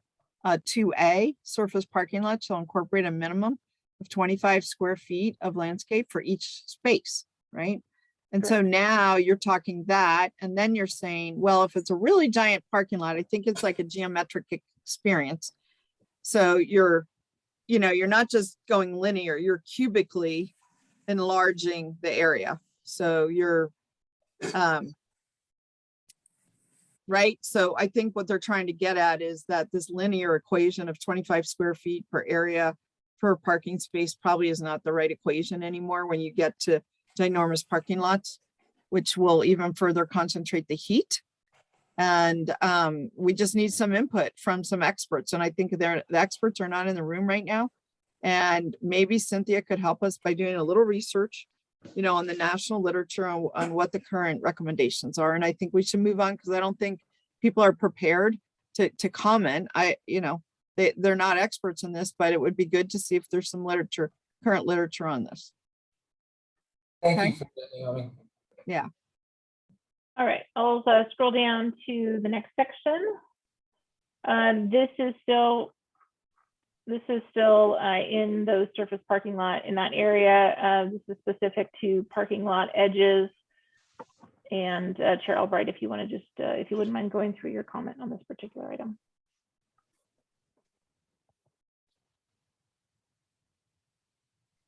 Okay. I'm looking at it on a very small screen, so let's see. And Okay, I think so that this actually, rereading this now, I think this kind of gets at your comment earlier about the concern with the hedges Yes, it being does. individually pruned. Yes, it does.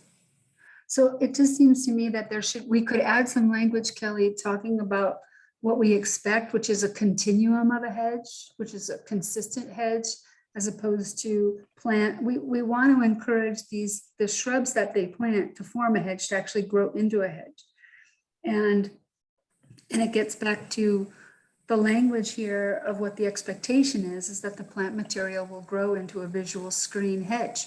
If that's what's planted, that's what should be the outcome of the planting. Thank you. Okay, and now moving on to the next section for minimum requirements for those landscape areas that are required. One of the requirements, this is an existing code, is to allow for ped walking surfaces across them to provide improved pedestrian circulation across the parking area.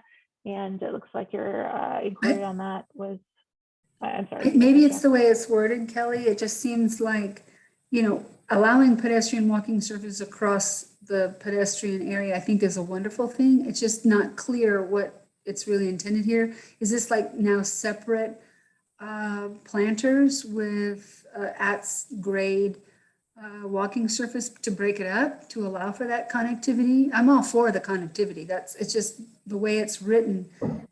It somewhat says, okay, well, you can put a planter here and you can just put some stones over it and that becomes a pedestrian walking surface to accommodate connectivity. And I'm not sure that that's what you were intending, or not you, but what the code was intending. And if it is, I think, you know, I mean, people are going to walk where they're going to walk, but I just was curious if this was really what was intended, was that somebody puts down some paving stones over a planter area and that's how they get through it. Well, you know, I'm going to weigh in here. I mean, typically you see in parking lots, I mean, even if it's like a hedge thing or something, people are trying to cut through. People are people, they want to take the shortest line. And I think one of the ideas here is allow people to cut through without breaking down the hedges, the trees, and all that stuff, right? Mm-hmm. So I think maybe it just needs a little reword, but I think it would be not just allow for, but install pedestrian sidewalks or walking areas, whatever you want to call them, Kelly, whatever the right term is, install them to provide access throughout the parking lot, right? Pathways. Thank you. Anna says pathways. Yes. Install pathways, right? As opposed to walking surfaces. Pathways is better. Install pathways. Okay. And instead of allow for, but install them so that, you know, people aren't doing all this cutting through. And I'll give you a good example. At the Atlantis, I've been there a lot in the last few weeks.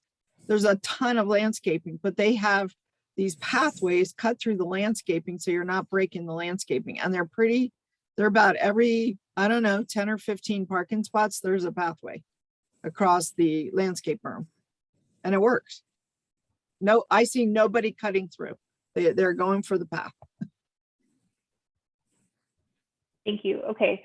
And I see some addition here in terms of canopy tree. Yeah, we should change that to shade tree just to be consistent with the previous comments.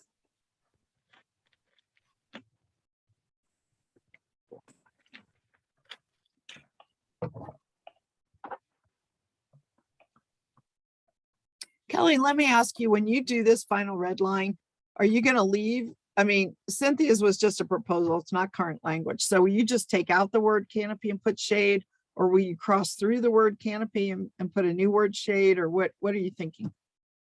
No, what would probably happen there is it would just get swapped out. Yeah, so it that's would what I still think too. show as an Urban Forestry Commission recommendation. Gotcha. Okay. So I'm just noting down here the number where we're at. C1, C, and D. Okay. Now moving on to the next set of comments. All right. So we're still under looking at parking areas, tree placement and density. And I just want to double check. So I'm assuming that on these sections here where it had said shade and the recommendation was for canopy trail bright, you'd like to just switch that back to the original language based on our discussions. Okay. Please. All right. Okay, so in terms of tree size, we do have a requirement for class 4 canopy trees. And let's see, looks like there's a concern with the wording. So original wording was parking lot shall be entirely landscaped with class 4 large canopy type trees unless additional smaller trees are provided to provide comparable shade coverage at maturity. And so just to kind of comment on that, my assumption had been, if it provides a certain diameter amount, we'll say 15 feet of canopy coverage, that potentially that they could provide, 2 smaller trees that each provide 7.5 or 8 feet of canopy coverage was my interpretation of that particular section. Does that help to clarify at all, Chair? It does. It just, I think it's just still clearer without it, but Matt, what do you think, please? I think I agree with the chair's comments here, in that a large canopy tree provides exponentially more shade benefits than the same surface area of shade, even if it's, if it's 25 square feet of shade from some, 3 crabapple trees, it doesn't provide the same benefits. So a larger canopy tree is exponentially more beneficial to us. So I think that we do prefer the large canopy trees. And not the substitution for 2 smaller ones. Yes. One thing that I do want to add to this part of the conversation is that my suspicion is that sometimes those substitutions are made when there may be difficulties in achieving whatever the required soil volume may be for a class 4, if it's in certain areas where there's it's not very realistic to be able to have enough there to allow for that tree to survive. So just something else to take into consideration if that was changed. I think we would want to ensure that there is a release valve.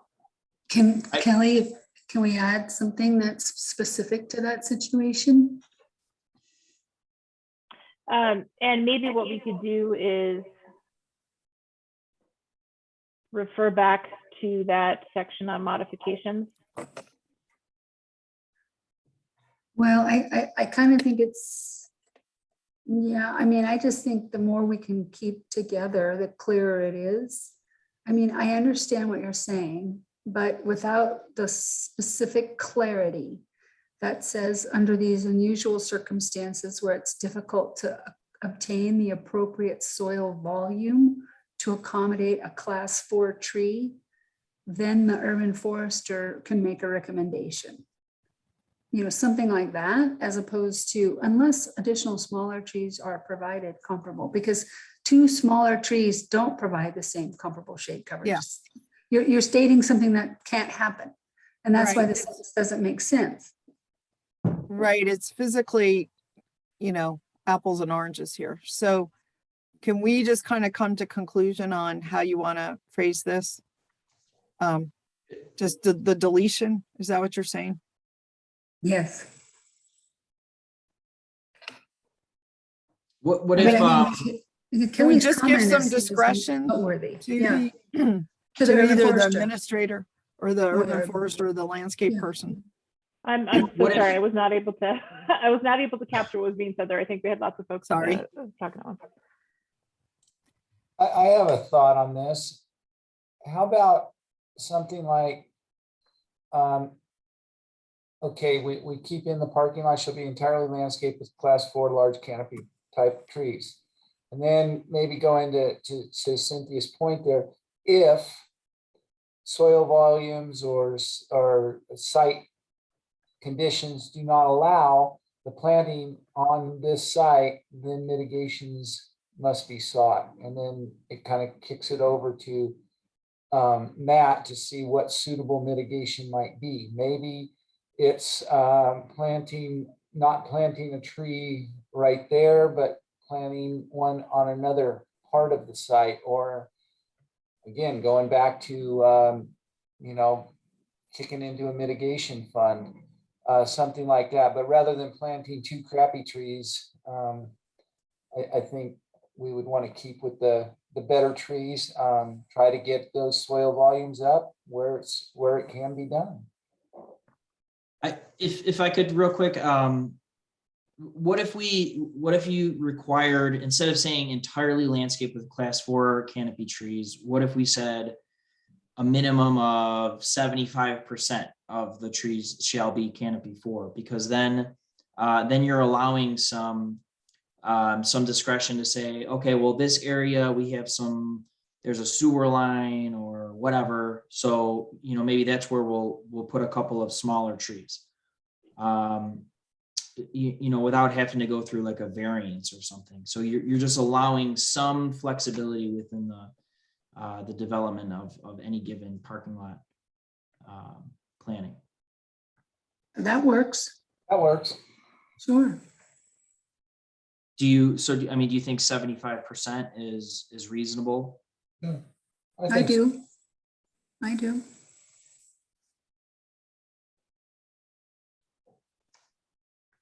It seems from the comment Anna does too. All right. Go You ahead. know, I never, Kelly, apologies. I never even considered tall shade versus short shade because but that's a great observation. Well, maybe that's why, excuse me, you have your class trees, this 2, 3, 4. Right, because they only. That gets at the tallness of the tree. Mhm. I just thank you to Anna for at least bringing that to my attention because I never thought of it that way, but it's completely true. The only, I'm just thinking through this, the only loophole kind of that we would want to prevent is to say that, okay, so if 75% of our parking lot trees are class 4, we don't want to say that all 25% of the smaller trees are going to be the islands. I think the islands are really the priority of where we really need some canopy. I agree. So would someone maybe care to suggest a language change that we can vote on? You have a section here that talks about islands. Maybe that's where you need to fix it. Right, it's right in front of us. Yeah, this is Anna. I'm just concerned, because yes, islands are where we want the shade, like Cynthia mentioned. Every time you see a tree on an island, that's where someone's parked. But if the soil volume or soil structure isn't modified or accounted for, then we're not going to get the canopy shade, the big shade trees. So I'm hesitant to, regulate that without, but I guess this may be addressed later on in this chapter. I think this is specifically the section that talks about the tree size. So, maybe if there was just an additional sentence that says,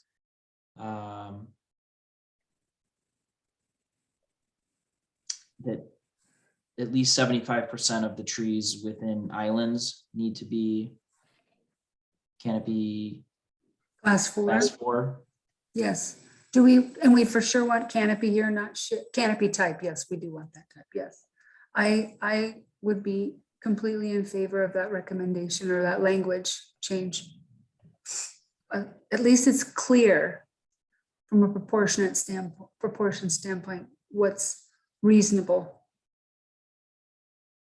to achieve. Again, this is really about trying to address our urban heat island effect, our carbon footprint. We're just losing all these big mature trees and we're just heating up. Do we want to address to the size? And I don't know about the 14 feet and the 8 feet and the 4 feet, but I think somebody should know what the right kind of sizes are for these landscape islands.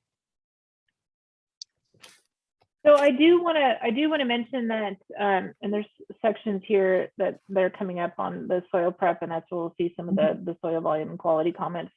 That leading up to the zoning code adoption in January, that there was a subcommittee or kind of like a technical advisory committee for a lot of the landscaping sections. I know that they spoke in depth about the requirements, especially on the sizing and the soil volumes in parking lot islands. I don't know off the top of my head everyone who was in that. Matt, I think you had said that Barb from Stantec and Yana at least were in those. I know that others were as well, but I just want to put that out there too, that that was, I know that these sections were kind of discussed in depth on some of the standards. So maybe we could circle back with some of those members. I think we all know those people and find out if they have notes or something. Who led that discussion? Do you know, Kelly? I don't know if Arlo led it. I would presume that he did. Okay. During that. So maybe we could, since Arlo's not here right now, maybe, but Yana is and Barb is, we could see if they have recollection or notes.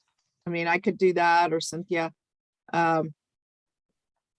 And just check on this and find out, you know, where we ended up or where we started. I just think it's just a check-in. Let's just presume it's good, that they reviewed it and it's good. And then we'll check in and make sure it's good. Validate that.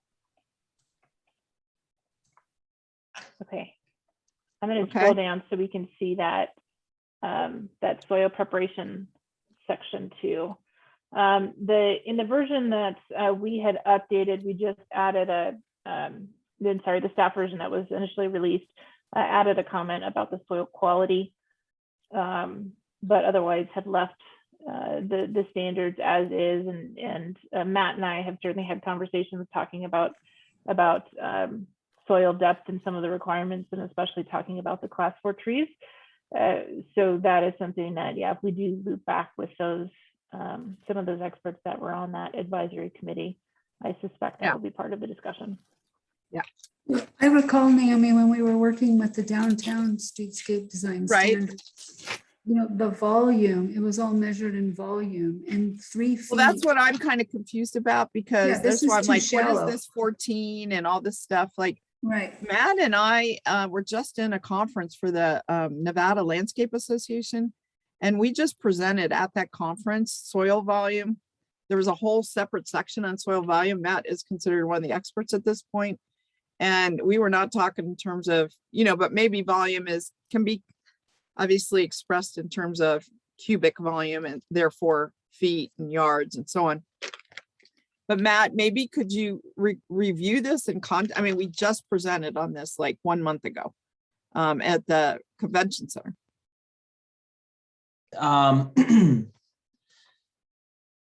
Or excuse me, the event center is what I meant. I'm sorry. Sure. So, so I will say that, you know, in the approved tree species list that we have, that we voted on through this group, a class 4 tree, we have a minimum requirement of 600 cubic feet of irrigated usable soil. Okay. We came up with that number based on, you know, compromising with the American Society of Landscape Architects. I remember they wanted 900 or 1,200. So the literature and the generally accepted soil volume is 1,200 cubic feet of soil for a mature tree that grows over 16 inches in diameter. We compromised, you know, due to the cost of providing that much soil volume. So the minimum requirement right now is only 50% of the recommended soil volume. Yeah, but we can't have that. I mean, that's what's the key thing that's broken here. Well, and I think 600 cubic feet is still, you know, vastly larger than what we're used to seeing. If we look at the, you know, the only part of this section that describes really the volume is actually the islands, where you have so the minimum surface area is 8 feet by 14 feet by 13 feet deep. So that's 336 cubic feet of soil. Which Okay, is, but that is, we already know, I mean, I'm sorry, Right. Matt, I'm just trying to Yeah. cut to the chase here because it is late. Mhm. You and I went through all of this on Yeah. Midtown. We already been here, done that. We've Right. already determined all this. We had all the civil cells. RTC already built this stuff. So, I mean, we just need to, this is the moment where we need to put it in code.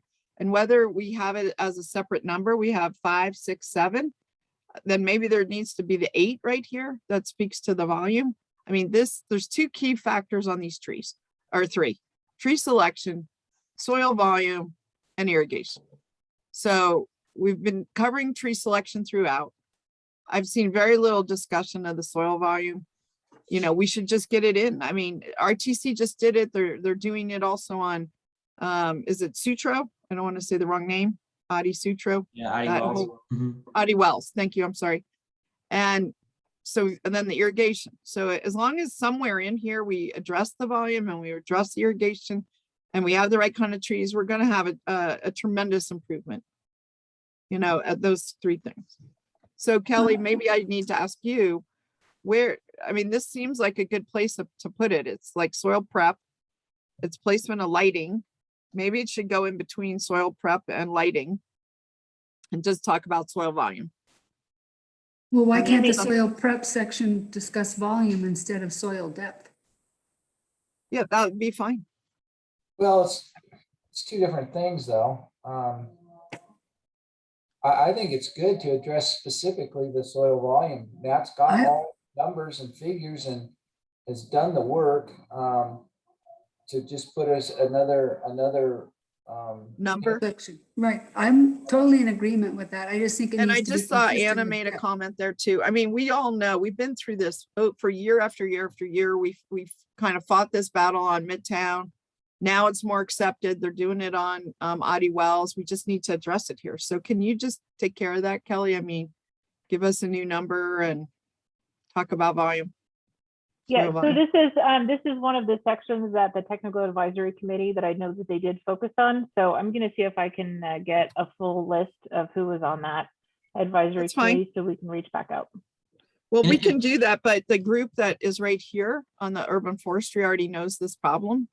And so we should at least put a placeholder and address it here and they can review it and comment, and maybe it's too much, maybe it's too little.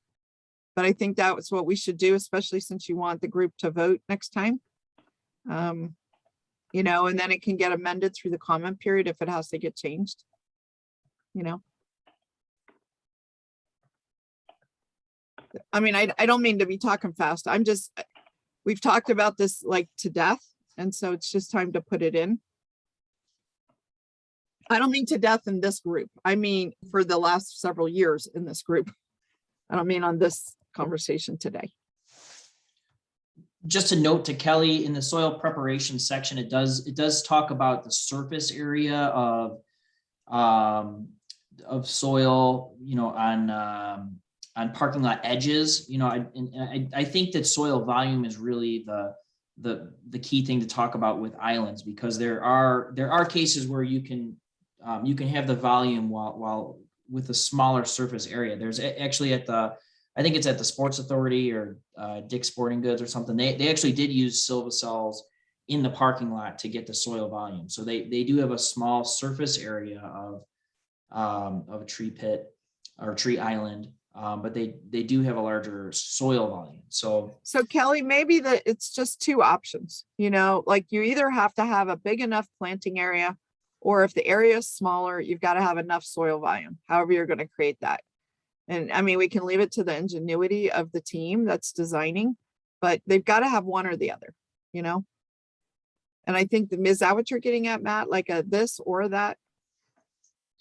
yeah, and I think that's the same approach we took for the downtown streetscape was kind of, you know, allowing the landscape architects and developers to come up with how they want it to look, as long as they're providing those minimum Right. that minimum volume and irrigation and everything. Right.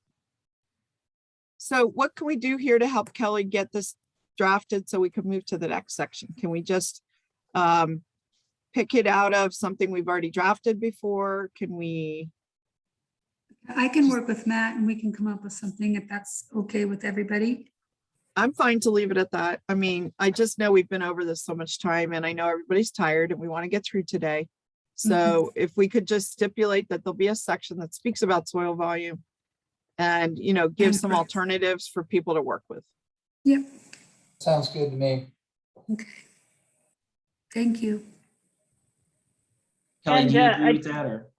So I do want to note too that Matt and Brooke Oswald in our office are meeting separately, talking about some of those standard details related to soil volume. So if that conversation, Matt, if you have that with Cynthia, I would ask that you make sure to bring in Brooke on that conversation as well. Thank you. Okay, so moving on to the next section. Looks like in the placement of lighting, recommended change. I'm just going to read through this. Original text was parking lot lighting shall be located to not be shaded by the expected growth of shade trees, and it was revised to parking lot lighting shall be placed outside the limits of the planted tree growth area. So I think that was just kind of a cleanup of how that was worded. Yes. Assuming there's no comments on that. That seems pretty straightforward. Okay, so next comment here is in the screening of parking areas from public areas. We've got a general requirement here about the screen needing to be a minimum of 3 feet in height. And then it lays out the different options for doing that. Comment was if there should be a width dimension here too. And I'm just gonna, so the options, we talked about them a little bit about screening from right of ways, but the options here are a berm, planting screen, decorative wall, or a combination. It looks like, so in terms of the width, I guess the only comment there is that we've got the figure in 4.2 where it lays out kind of the max height to width ratio. I just didn't see a number there. It's just very difficult to see what we're requesting. Okay. And maybe it was just me at that time of night when I was reviewing sure. it, Kelly. I just don't see a dimension. Oh yeah, and it's just a 1 to 5 if it's towards or 5 to 1 if it's towards the property line or towards the right of way, and then 3 to 1 towards the parking lot. Just in terms of the maximum slope there. And it looks like the request was to remove the decorative wall or combination option. Concerned about the septet issue. Septet, for those of you who don't know, that's often the report that the police department will provide when it comes to discretionary permits when they are sent an application for review. They'll usually do an analysis of how that may impact safety or their response when there are calls for service on a project.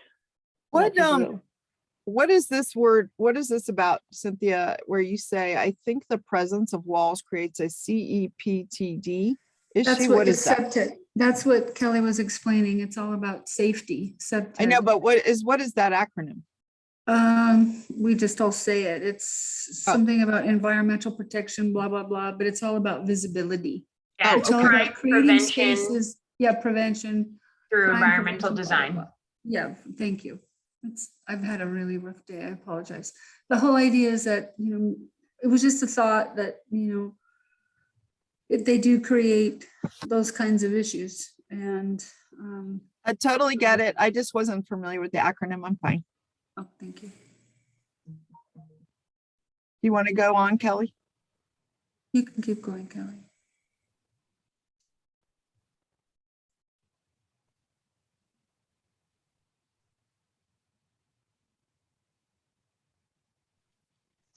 Let me say, while you're going through all this, I mean, I'm not sure, was irrigation touched on somewhere?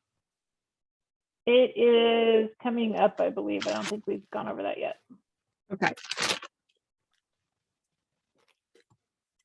And just commenting, it looks like a lot of the areas through here Chair, that you've added the word canopy when it comes to street trees.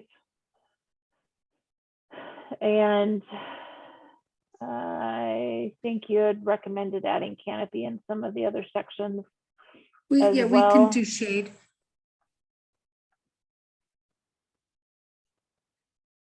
I think we all agreed shade's the better word. Shade's probably a more appropriate one.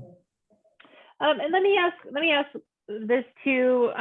Generally there's some sort of flexibility for developers to choose from, say, deciduous or evergreen trees. And certainly if they're put in as canopy trees, and I guess this is something that I don't know if you can, if you have an evergreen that would be considered a canopy tree, or if that is usually reserved for deciduous. No, an evergreen can certainly be considered a canopy tree. It just has to be a certain species that would grow to a certain size at maturity and then would. Right. Okay. Yeah, Kelly, I intend to clarify that in the the actual tree species list that we will review at hopefully the next Urban Forestry Commission meeting. I think certain evergreen trees should be considered a canopy class 4 tree, such as like Jeffrey pine.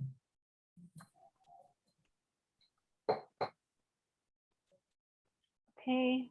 And then let's see, the section that we're about to look at is street tree requirements specifically for residential streets. And it looks like a comment here from the chair. So it's in this section indicating that the city prefers that residential street trees be planted in the parkway. If a parkway exists, if a parkway doesn't exist, they have a little bit more flexibility. The administrator may allow for those street trees to be planted between the curb and the building setback line. Current standard is that it needs to be at least 2.5 feet from the curb line and from the building foundation. And comment from the chair there was, this is too small of a distance and will result in the owner cutting the tree down as soon as the roots start uplifting. Yeah, that's not a sufficient planting space. What would the recommendation from the group be then on changing that number? Everyone, I think, so the reason it's a minimum of 2.5 feet is because the minimum width of a parkway is 5 feet. So that's 50, that's right in the middle of the parkway. To me, I agree, a 5-foot parkway is very narrow. I'd like to see it wider. At a minimum, I would like to, at least internally or in the actual accepted details, I'm trying to make it where the root barrier is included adjacent to where the trees are planted, so that we're directing the roots away from the hardscape. But still, in my opinion, I think a 5-foot parkway is extremely narrow. Yeah, I mean, the only trees you could plant in there would be fairly small trees that don't reach much height. I can't see you putting a plane tree in a 5-foot wide parkway. Sure, at least, I met with Ryan Hansen, who's a landscape architect in town here, and personally, I was thinking about a minimum of an 8-foot parkway, or allow it smaller if we utilize soil cells under the adjacent sidewalk. That makes sense, Matt.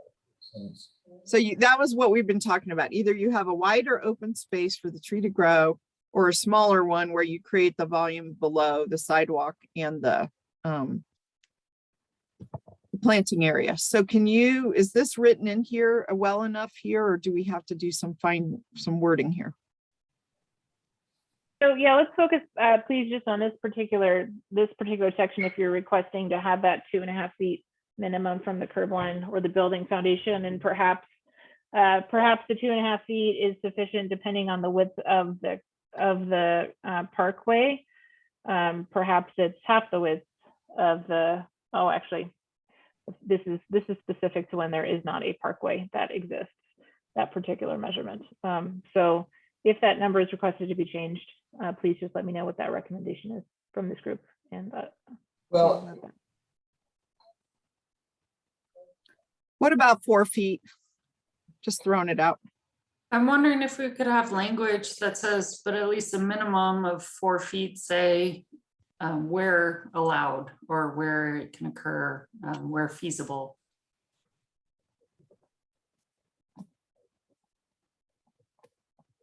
Well, I think on new development, Anna, it's always feasible. Right, so how about that for now, Kelly? I've just picked a number, but it's half the width of the anticipated new parkway. But it's also, if you have no parkway and you have a building foundation, I can't imagine most people would want a tree any less than 4 feet close to the building foundation. Like, I can't even imagine it. So, They wouldn't design it for that condition. And I know some new fire codes wouldn't allow it. somewhat, Some of the new fire codes wouldn't allow that. right. You're right. Yeah, they don't allow trees within, what is it, Bruce, 5 feet? 5, yeah. 5 feet is what we use up in the basin. So let's just go with this 5 feet then. I mean, if you guys know that's a number that goes along with the fire code, then that just makes sense. And let's, this isn't even about the parkway as Kelly noted. Yeah, Okay, Kelly, are you good? So it's 5 feet, is that what you settled on? Yeah. Okay, next comment is on mixed use midtown, or excuse me, mixed use downtown districts. Right now, we've got a requirement that all street trees in those districts need to meet the standards of the downtown streetscape design manual. When it does not identify street tree requirements, the standard requirements for arterials, collectors, and residential streets shall apply. Comment here should be mentioned that there are areas that are not covered by the downtown streetscape design manual. This particular, I guess the context I would add here is that this particular subsection C, is specific to mixed use downtown districts. And so, if there's street trees in those districts, that design manual applies. And if it is in another district, then that's where these sections come into play. The subsection 1A, if it's adjacent to an arterial or collector, or 1B, if it's adjacent to a residential street. As opposed to the standards in the design manual. Let me ask something right here, right now. So the Jacobs group came in and they're doing a development agreement, and I got them to agree that they would work on extending the streetscape design, design manual all the way through the whole Jacobs development. What should we, I don't know when it says downtown districts, like really where the edge of downtown is anymore, frankly. Do you, Kelly? We've got a map on it. Are you wondering whether or not their property is in one of those districts or not? Yeah, well, they said they would do it. Okay. Mm-hmm. So they're going to do it. We're going to have a public workshop in January, and it sounds like, we're going to adopt that into their development agreement. But my question is, should we just be, we spent an inordinate amount of time on this, like several of the people on this call, plus those people, the Barb Santner, Yana, Ken Crater, all of these folks, Jessica Sfraza, we went through and through and through this. So we've worked out like soil volume, setbacks, all this stuff. Could we just expand that streetscape design manual and then not have to have, one of our commenters said there was too much language. So we're almost like having to replicate the streetscape manual. So I'm not saying it's perfect, don't get me wrong, but I mean, a lot of work did go into it. Maybe we should just say that the downtown streetscape design manual should apply throughout downtown, And I think that is my initial thought is that it would probably generate a significant amount of conversation for this particular ordinance that could put us, could extend, I think, the review. I hear where you're going. I mean, we can tackle that in a separate thing, but I just still wanted to know where this downtown district is. So do we have a map later on or something?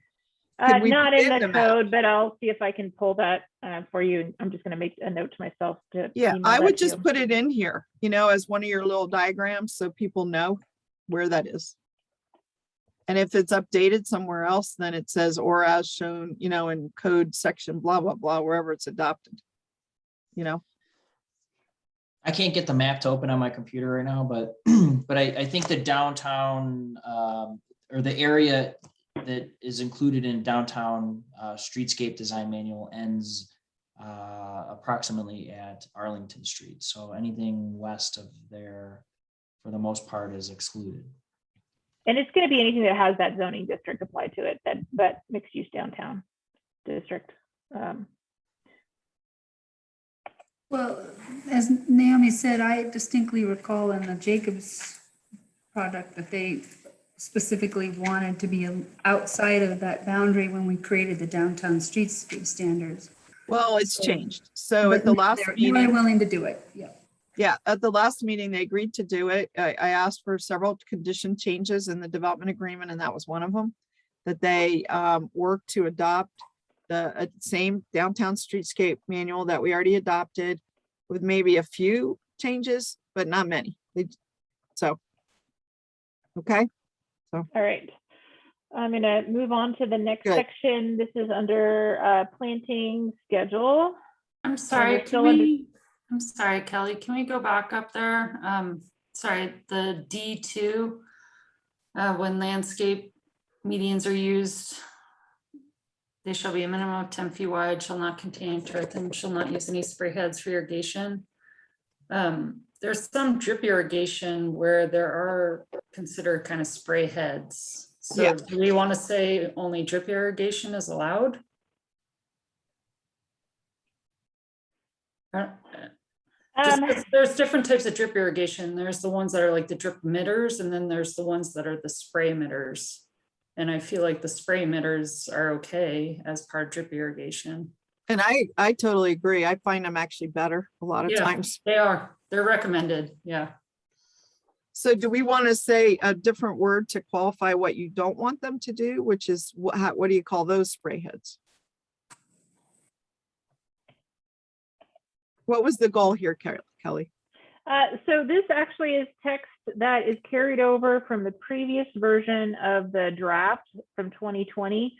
And so I think that if we wanted to make changes here, what I would want to do is check in with our public works team, since we're talking about the landscape medians in the right of way, and see if they had direct input on that, if that was a request directly from them. I think or not, but if there's suggestions, we can, pose that to them. Go ahead, Matt. I think the term you're looking for is overhead irrigation. Correct. Those are the big spray heads that I believe we removed from the medians because they were spraying into the street and stuff and being wasteful. So I think the correct term is overhead irrigation. And if Matt Brazina is on there still, maybe he can comment on that. I mean, that's 100% right, Matt. Okay. That was the right term we were looking for. On here, And that- what was the question, Matt? Oh, the question was, they're looking at, so landscape medians on number 2 there, and it says, shall not contain any turf and shall not use spray heads for irrigation. I think the correct terminology is overhead irrigation. Right, yeah, I heard the most of the discussion with you guys were talking about the spray type drip emitters. I don't know if there's a clear verbiage distinction between the two. What we're saying, Matt Brazina, is that the kind that they had wanted to eliminate was the overhead. So I don't even know that the word spray head is even relevant. It's like shall not use overhead irrigation for irrigation, or overhead spray heads for irrigation. Yeah, so my comment was, and shall only use drip irrigation, just to allow any type of drip irrigation. But I don't know if there's other type of irrigation that's used besides drip. I just know spray heads are used in drip irrigation, and that's actually recommended for trees. Correct, yeah, I would say just drip, because then that does open it up to the drip style sprays. So I think drip would be appropriate. So instead of telling them what not to use, and it should say shall use drip irrigation. Would that be how you phrase it? I would, yes. Okay, thank you. Next, was that it on that section, Commissioner Higgins? Yes, thank you, Kelly. All right, so next section we had was under the planting schedule. We have a requirement that trees need to be planted before the C of O is issued, allows some flexibility of planting it within the next growing season if it's bonded for, or I should say if the appropriate financial assurances are provided. And comment from Chair Albright, this is different than a previous section that mentions drought. Yes, so what I'll do with this one is I'll just note this comment, and then I'm going to go back and check to see what the language was and if there was a distinction between the two sections and their purpose. Chair, if that is okay with you. Of course.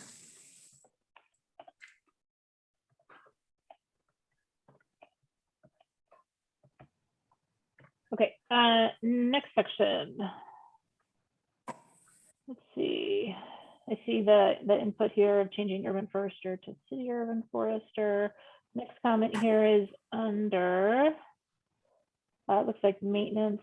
Let's see, this is within trees in the public right of way. We talk about that a permit is required, and then talking about maintenance.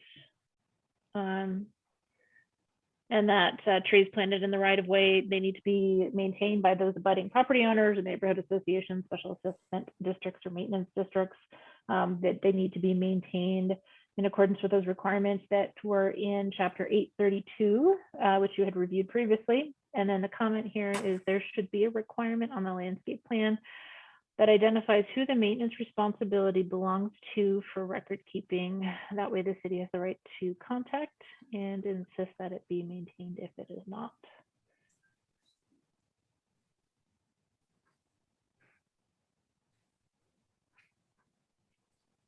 And I think that would, I think we're somewhat looking to get at that with some of our behind the scenes. We're having a lot of discussions behind the scenes with staff, with development services, with public works, with parks, with the engineering team related to maintenance agreements and HOAs. And I think that probably kind of gets at it, I'm assuming, but not entirely. So if there's additional comments on this particular recommendation from the chair. Well, I just think, even all of the work that's going on behind the scenes with other documents, it still should be clear here what the expectation is. Sure. That's just my feeling. Okay. Are there any other comments on this particular one before we move on to the next? I just want to find out, I want to make sure under B, the maintenance thing. So this is speaking about HOAs, I guess, or special assessment districts. This is anyone. This is just saying if you planted it, if the tree's being planted in the right of way, that it needs to be maintained by that abutting property owner or the HOA or maintenance association, whoever that. Okay. Where do we get to? Is it later where we get to the HOA having to maintain in accordance with our city standards? So that is here, a new section, or I should say new statement added about street trees needing to be maintained per the requirements in 8.32. Thank you. Yeah. Okay, so the next section is about approved street tree species and sizes. And there had been a new, in the staff draft, new comment about minimum size at time of planting, that the parkway tree needed to be at least 2 inches in caliper. A comment from Chair Albright about that being stated multiple times.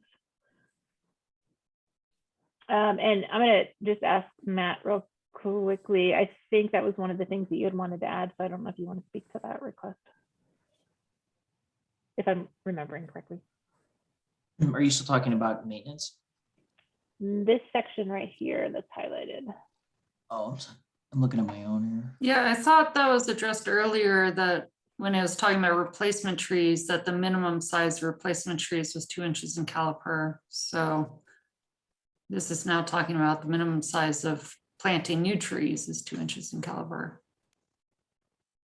Correct. This is for new trees. Yes, and I do think that the minimum caliper should be 2 inches. One thing that Kelly and I talked about was I believe that we should require the trees to be 2-inch ball and burlap style, not potted trees. Based on the root issues and things that we see. And to the chair's point, it is a little bit redundant, but I do think that it is appropriate to repeat that in here. I agree. It's fine. It's fine. Okay. Can we just put those words? I think they're really important, Kelly, about ball. Sorry. Could you say it again, Matt? I'm sorry. Balled and burlapped. Right? Correct. And that was something that Matt and I had been speaking about too. If that was an item that we wanted to add or clarify in the standard details, making sure that is there. So are we doing the standard detail at the same time? I mean, is that underway as well? Yes, Okay. that is one of the separate processes. Absolutely. And part of the reasoning for that is we want to make sure that those are as clear and as usable as possible. Right now, we only have standard details for the downtown streetscape standards. So we want to make sure that, whether if those are not applicable, what are the applicable standards? And so that will also help on the review process, allowing for, behind the scenes when permits come through to ensure that those standard details are being included and they're appropriate. Okay, so the next section here is on general materials requirements. We have a requirement right now that all required landscape areas need to be comprised of trees, shrubs, living and or non-living ground covers and or enhanced paving. And comment from the chair was to add in perennials and remove the allowance for living and or non-living ground covers. And I'm guessing, Chair, you were just, my assumption is that you were just saying that ground cover is sufficient to cover both living and non-living. Is that accurate? Yes. It is. Okay, thank you. Okay, next section is on minimum number of. I'm sorry, Kelly, just a question about enhanced paving. What is enhanced paving there? That is a good question. I think that we do have it defined somewhere. I don't remember off the top of my head, but I want to say it's like colored concrete and or stamped concrete, pavers, that kind of thing. So as opposed to just concrete, It can also be stone, like we did at the Apple building downtown.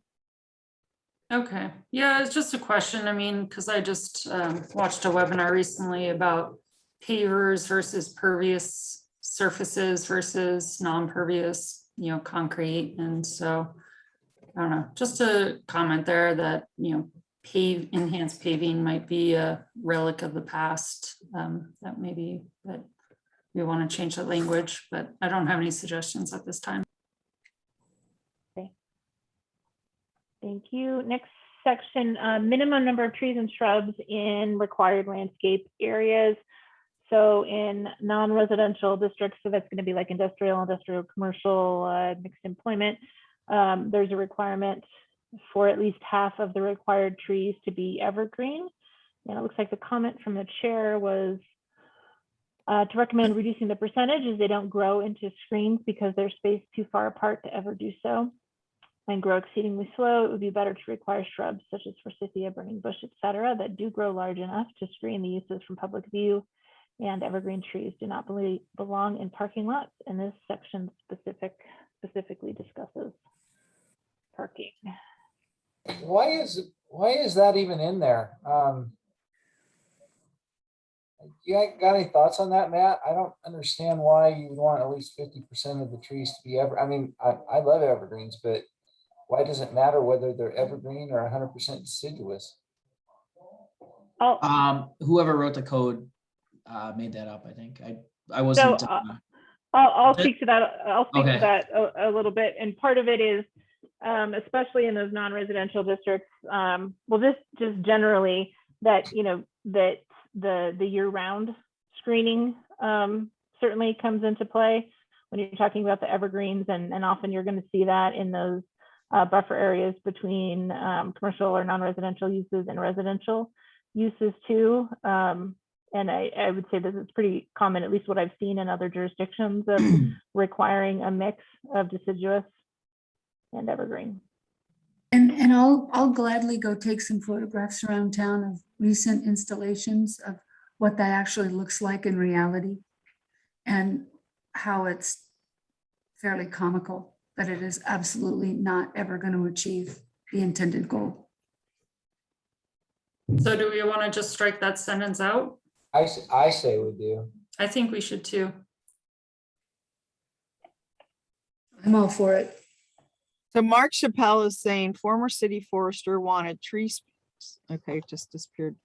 Tree species and type diversity in non-residential zones. But okay, but I think that is what the landscape architect or whoever's reviewing these plans would do, right? Right. Is that On the tree species list, I've specified that no one type of tree can make up more than 20% of the total. Planting plan. Yeah, so that addresses the diversity. I don't see any reason why you should Require 50%. They're tiny, they don't water them, and they don't grow. Okay, Okay. I'm going to move on to the next comment. I know we're awfully close on time, but gosh, we're darn close to getting to the end here. Okay, so under the other landscape materials section, this just essentially starts getting into, beyond trees, what's required in the landscape. And the comment here is, shouldn't there be a distinction on the number of large and small shrubs required? We should ask for a higher percentage of large shrubs on public facing streets. And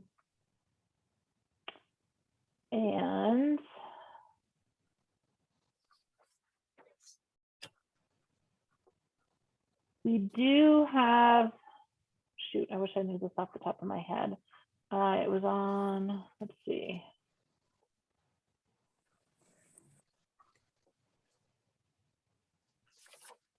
I guess this particular section is just indicating 1 tree and 6 shrubs, but not distinguishing between size of shrubs.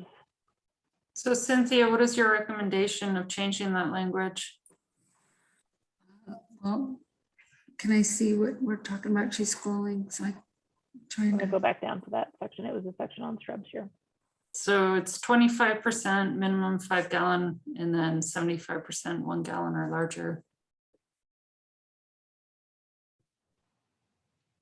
Oh, I just there we think- go. Yes, yeah. I was scrolling up and it was right there. Thank you. Right, thank you. I just think, 50-50, 30-60 or 30-70, something, I don't know. The 25, the 1 gallon plants just really, truly are really small. I wonder if we can get a comment on that from Mark Chappelle based on his experience. That's what I was wondering. I don't have experience with the different size gallon shrubs.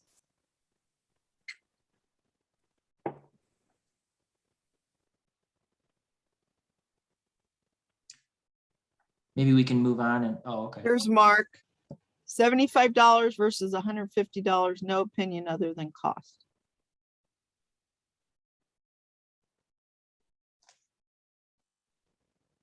Is there a recommendation from this group then on that, or is it? Like I said, it was just a recommendation for me that we consider increasing it. We don't have to. Okay. So I'm sorry, Commissioner Barr, were you saying? I really don't have any, outside of my area expertise for sure. Okay. We're in the home stretch. Here's the irrigation section. Councilmember Dewar, I know that Right. you were asking about that before. It's in section 1804, 806. So the main thing I want to make sure here is what actually it looks like Cynthia highlighted, which is the maintenance of the irrigation system. I'm not going to get into, you know, how it should be installed and all that. But what we need to do is have some way that they shall make sure it keeps working and that they shall, you know, repair it if it breaks. So what do you guys recommend?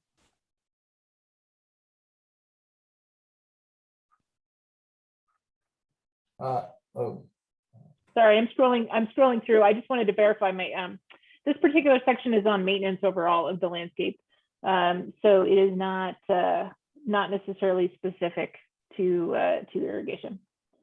But certainly that's a recommendation from Urban Forestry in terms of adding more specific language I to mean, that. I mean, to me, the language seems like it covers it all. You know, it Yeah. comes down to the enforcement, right? Right. So that was my second part of the question, which is we've talked about this quite a bit and even Mark thought we addressed it too much, but I don't actually see our penalty schedule here. okay, I'm gonna scroll down to the next page. We talked about violations. So this is under maintenance. And if you don't repair, replace in accordance with the code requirements, then possibility of initiating proceedings to revoke a CUP, a conditional use permit or a business license for the property, or go through the standard code enforcement process through our code enforcement department, which is mentioned here, remedies and fines associated with violations under Title I. So it's So all referring of to that this section. is existing language and code. Correct. And all I'm trying to wonder is when you go to those sections, what is the penalty for violating this? And I'm going to go back to the 7 years ago case. The penalty, them at that time, they said, well, the penalty is $100 for cutting down 79 trees, which we calculated were worth $240,000. So where do we address that, Kelly? That's my question. So a couple ways. You know, we also have a requirement for new requirements, right? Of if you're going to impact existing trees or existing required trees, any of those kind of protected trees, that we've got those mitigation and replacement requirements, right? So that's one piece that's in code, and that is above and beyond what we have right now. I think those trees that were removed previously, those were on private property, right? So there wasn't any kind of a well, no, let me any other clarify. penalty associated with them. Well, here's the thing. They were planted as a result of permit conditions. So they were planted to get the permit. And this is an issue we're dealing with citywide. So it's not just a tree issue. People promise a lot of things when they get permits, and they don't often, I mean, I don't mean they don't often, sometimes they don't do those things. Or they do them once, but then they break. I'll give you an example on Daybreak to get a building tentative map. They agreed to put in fences. They didn't put in fences. In some areas they put in the fences broke, or they put in half of the fence. So right now, Jackie Bryan, as assistant city manager, is working with code enforcement on syncing up requirements in permits and the follow through required to ensure, you know, the simple example, if we say the speed limit's 55, but we have no enforcement, could be going 45 to, 105. There's got to be enforcement tied to these things. So what I don't know is on the backside of this violation issue, what does it say? Do you know? So, there's a progressive code enforcement process that they go through in terms of the notifications and citations and all of that. And it's a progressive fine structure that is different depending on if it's, residential or non-residential. It's the numbers that you've seen before.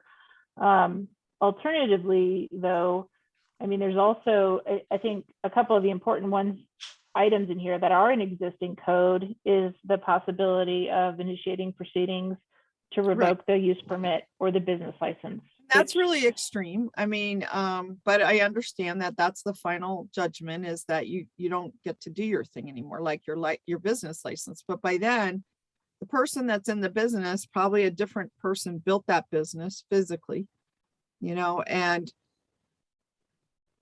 whose responsibility is it? And I think this is I hate that we're hitting this at such a late hour, but I mean, I think this was brought up on day 1, 2, 5, 10, over and over throughout the discussion, is we didn't want to write rules that didn't have associated penalties for breaking those rules. And so I guess I'm going to be looking for you to like pull that up when you have your final version. And there should be escalating penalties for violating various sections of this. Like what if you just do your project, but the landscape architect never submits the as-built? Is that a thing? Or what if you build it? This is my experience. They build it, they put in the tree, and then they turn off the irrigation about 2 years later. And the trees die. So is there a penalty for that? Like, we've wasted all this time. We're going to make them go back and plant those trees, rewater them, and then maybe they could cut them down again. I mean, cut them down or turn off the water again. Maybe a different owner, maybe they're strapped for money. I don't know. But that's the biggest question from day 1 on this. I mean, day 1, problem 1, experience 1 was people cutting down trees and there not being a penalty system in place. So I don't think we need to solve it today, but I'd love to hear maybe if somebody is already familiar with the penalty system, if they could just share it with the group. Naomi, I've got some Okay. insights into that. Up in my world where I work in my day job. For an example, you gave an example of a property that had a permit condition. They had 79 trees that then later on, they just cut them all down. Right. If they had cut, now size would be a difference. But in Tahoe, if you had trees over 14-inch diameter and you cut them down, you would be fined $5,000 per tree. So that $100 fine would be $395,000. Well, I'm not surprised because we calculated on the appraised value as at least 240,000. So Yeah, $100 fine is a joke. I mean, you might as well not bother. You wasted everybody's time at that. right. So Kelly, that's what I was faced with. And I know that's wrong. No regulatory system I've ever been in would say cutting down all these trees was one violation and it's $100. Even $100 a tree would have been better than the $100. That would have been at least $7,900, but it's just, we have to address this. It has to be meaningful. Otherwise it has to go along with this code, And what I'll do is I'll bring up that section, that title, send it over to you. I think one of the other things to keep in mind though, with the new code sections that are in there, when it comes to the valuations, the mitigation requirements, that, at the end of the day, what we want to see is compliance, right? Right. And it's not necessarily, we don't want to go around penalizing people, but we want to see compliance. We want to make sure that if there are impacts, if there are trees removed, that they are mitigated appropriately according to whatever the code standards are that are adopted. So that is another piece of it of, yes, if someone were to go in and they were to cut down those trees, those mitigation requirements, if we're talking about, some of those required protected trees, they're still applicable. And so I think that's something to just, keep in the back of your mind about, it's not necessarily just about a fine for it, but also mitigating that impact. I totally agree with you. We want compliance, we want to mitigate, but at the end of the day, just like taking away a business license is pretty egregious. There's got to be a fairly stiff fine. That something is before you take away a person's business license and you give them, so perhaps we could look around at some different, maybe it's Boise, Idaho, maybe it's up at Tahoe, maybe it's, another place in Nevada even, where there is a penalty process. And it is just deterrence. I mean, look at this. We want to keep everybody going, let's say 65, and yet there's people that go 85. We're not going to take away their car. if they're going 100 and they get the speeding ticket and it's worth so many points, you know, it's going to end up meaning they can't drive, which is like you're taking away the business license. They can't have a business. But we're trying to come up with something before that, you know, something significant where there's a stepped up penalty process before you're taking away somebody's business license. That's my suggestion. I don't have all the answers here tonight at 8. I've just been waiting patiently to talk about this. And it will happen to be the very, very, very last thing that I mean, I know there is one more page on rules of construction and definitions, but we talked about it on day 1 and here we are talking about it, calling on, you know, day 21. We have to do with something. And I do want to mention too that we did have a conversation specifically about this with the attorney's office, and you know, had some recommendations from them, some concerns in terms of increasing fines for this specific item, especially when compared to, you know, all of the other provisions in the municipal code. So that's something too that I'll see if I can maybe get some additional information that we can provide to you related to that component. But certainly if there are, at the end of the day, if there are recommendations that this commission wishes to make related to that, certainly, you know, it looks like Mark is pointing us back to chapter 8. And I know we talked about it in title 8, excuse me. And I think we were told, wait till we get to title 18. So it's in, I think we just have to address it. One of the places he pointed out 8.32/100, and he thought it belonged there more than here. So anyway, it belongs somewhere. I just don't think we ever got there. Like I don't see it. So perhaps in the interim and while you're finalizing this, you could come up with a proposed schedule and maybe at the final discussion, we can talk about it. I will certainly research it in the interim and see what other people do, you know, and see if there's, just like speeding tickets have their own set and, you know, different parts of, you know, whether you're doing a misdemeanor or felony, have different kind of fines that go along with those things. Maybe there's something that goes along with the tree section. All right, and we're awfully close here. I want to double check. Did we go about this?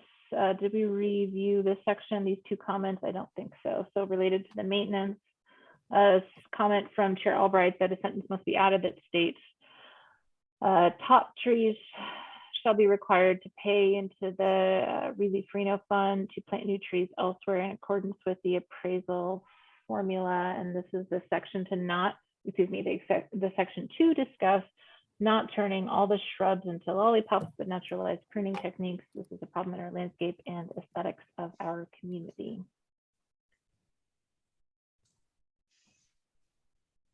Okay, and so I think what one of the things that I just want to mention, Chair, related to this comment. So we've got the, you know, topping of the trees is prohibited, and then this next section is specific to if any, you know, dead or significantly damaged plant or tree, which would include a top tree, that it needs to be replaced within 30 days. Sorry. Go ahead. I'm sorry, Kelly. I don't know if anyone else agrees, but topping trees is prohibited. It's super minor, but topping of trees is prohibited. Does anyone else agree with adding just of? I'm sorry, it's kind of insignificant. Yes, that's perfect. I guess it's not clear, Kelly, immensely clear that it might be in your mind, it might be in our mind, but I don't know if it's clear in the minds of maintenance companies and contractors and folks who do the maintenance that topping of tree would be considered as significant damage. I don't know that that's clear in their mind. Okay, thank you.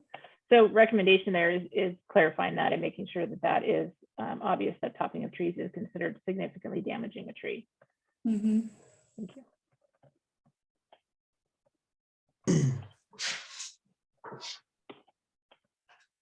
Okay. And the next comment here in the repair and replacement section is a damaged plant or tree will have a value and replacement value must be 1-to-1. If a replacement tree is smaller than its predecessor, the difference in value is paid to Relief Reno. Right now, we don't have a value or methodology to value shrubs, but we should, as they too provide valuable screening when planted and maintained correctly. Okay, so not talking about shrubs yet, but just in terms of damaged plant or tree.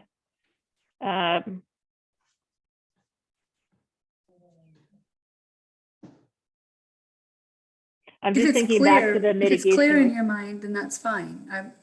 I was just making the question, the Okay. comment. If And you we think do, it's, go ahead. no, I was just saying, if you think it's clear enough that there is some action that the city can take for, damage to the landscape environment that we require as part of a permit, then fine. Okay, and then the Can I other raise a- piece, Go ahead, sorry. I was just gonna add to make the language agreeable with the first sentence and last sentence. So any dead or significantly damaged plant or tree. So the last sentence should say that, well, damaged plants or trees.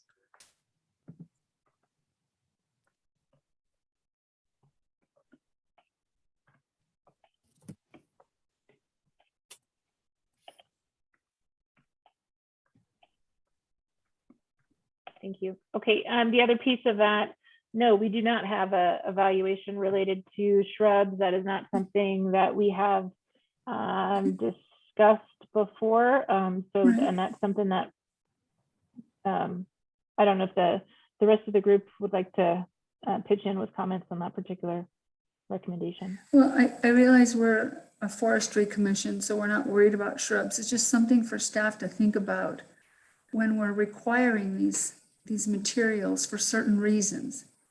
And then to not have something in place to guarantee that the material that's been planted achieves those objectives seems silly to not follow up in some way, in somehow. Whether it's investigation, whether it's education, whether it's, providing a pamphlet along with, a permit that says this is how we expect these materials to be maintained, because the reason you require them in the first place is to create a screen or create a visual barrier, whatever it is, it's not being done. And I'm glad you mentioned that educational component, which is another piece of this puzzle and project that we will be working on too, that, once we get codes adopted and, new standards and processes in place, of making sure folks are aware of that and looking for ways to make all that clear so that the new codes that are adopted are actually followed. Okay, so that, wait, no, we are at the end and there's no more comments or recommended changes here. Okay. Yeah. So I know we are after 8 o'clock. We have gone through all of Title 8. So what we will do is incorporate, create a new draft that reflects Urban Forestry Commission's comments over the last couple of meetings and the comments submitted by Chair Albright, and send that back out to you. And then we will, that will be in advance of the meeting that we are now scheduled for on December 2nd. Okay. I want to ask one follow-up question, Kelly. I know we kind of skipped over this front yard, side yard, backyard thing. And I know that we asked you to consult with Angela because she just ran into it, pretty recently. But I would like to get a feeling from the group, of the direction that they want to go. So is the landscape area just at the front? That's the question. In other words, the trees.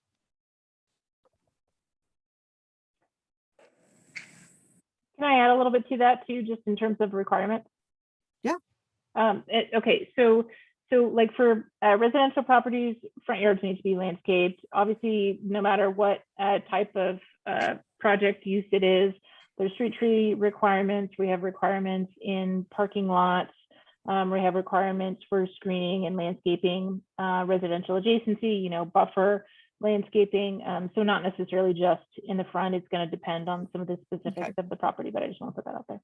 Could we, what I would recommend then, when you're talking with Angela, that you change your terminology from front yard for building that, and I think you should put it to frontage, street frontage.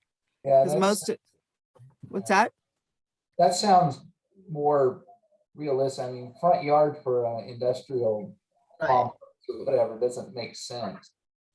And I totally get, like, from especially for folks who don't necessarily live in the planning world. I mean, front yard to me it's a very technical term. It Right. means something very specific that we have defined. It's a required front yard area. It's Right. usually the setback area, but totally get that for most people, you're thinking maybe front yard is, yes, more residential and just whatever the space is in front of somebody's house. So.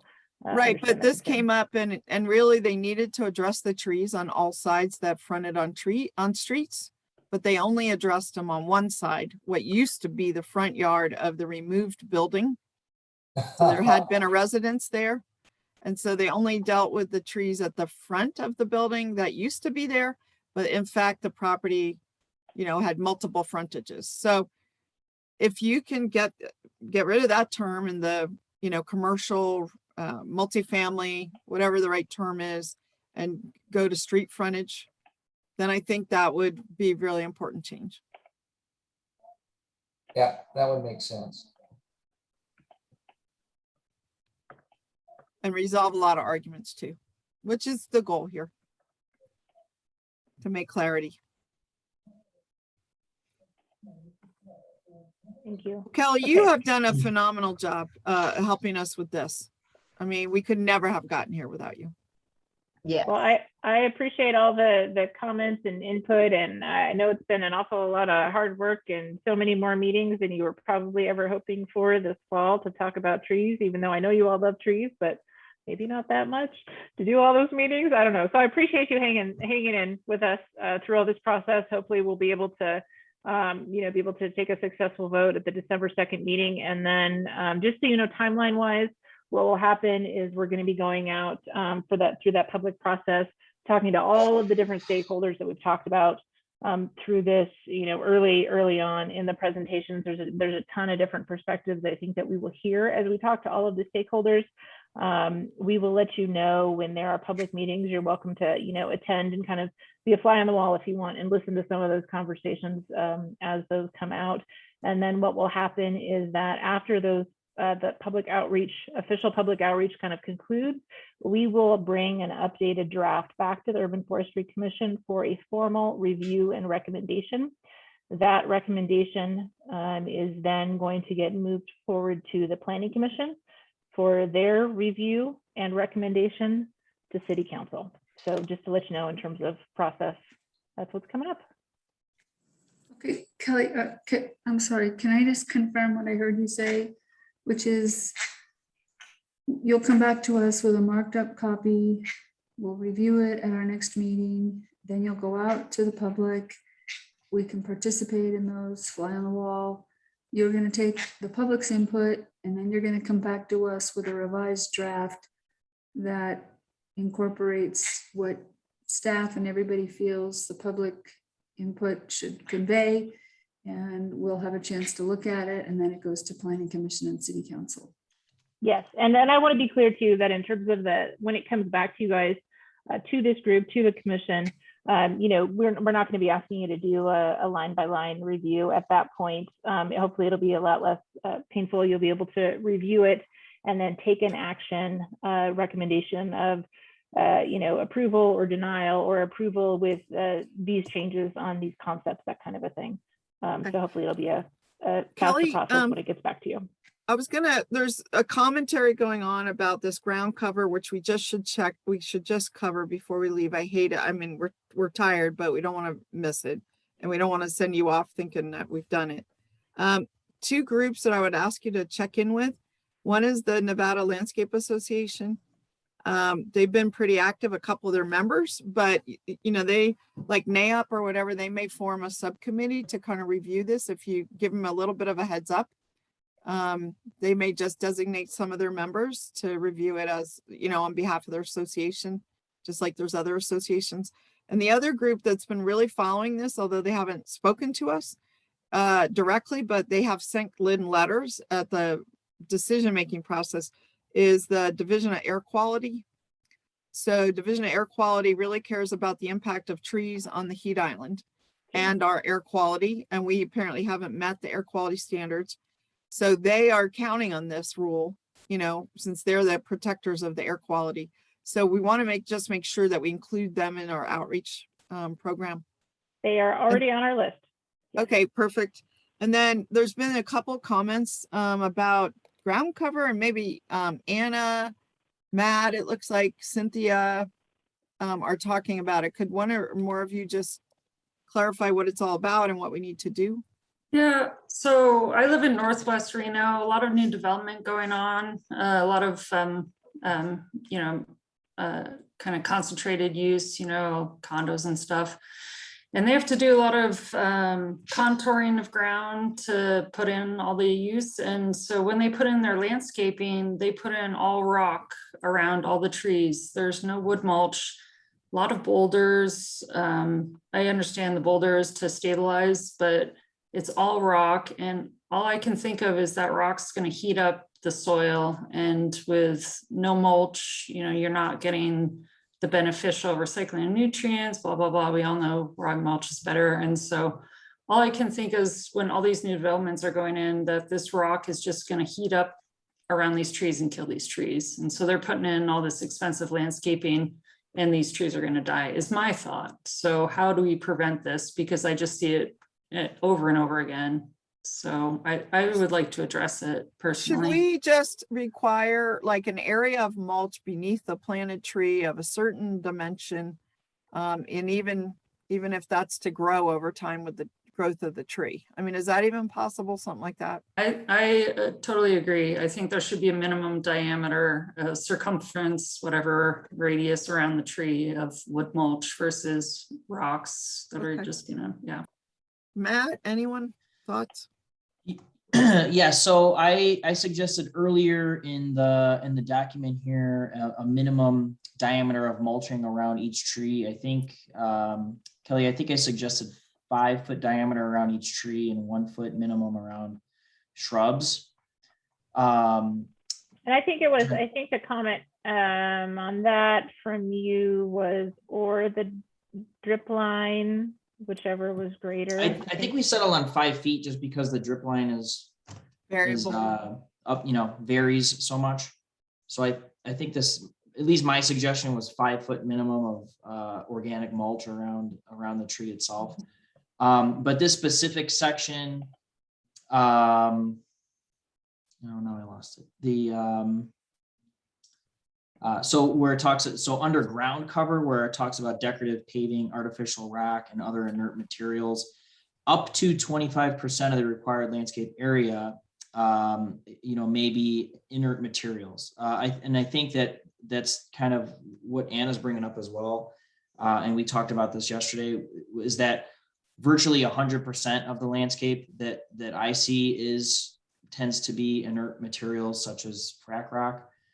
You know, and so what Kelly and I discussed yesterday, Kelly said that, you know, they calculate that based on the anticipated mature size of a shrub should take up 25% of the required landscape area. I would advocate for, you know, a maximum of 25% of the required landscape area at installation to be inert materials such as rock.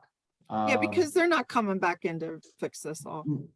No, so I think what we wind up with, you know, virtually 100% coverage of rock. And you know, this summer I went out and used a heat gun and looked at soil underneath rock, and it was, you know, some of it was over 140 degrees. So that, I mean, that just is not a good environment for roots, where under mulch it was, you know, in the 70 to 80 degree range. That was on a 100-degree day. So I strongly prefer that we limit the inert material as far as the required landscape area at the time of installation. I think should be limited.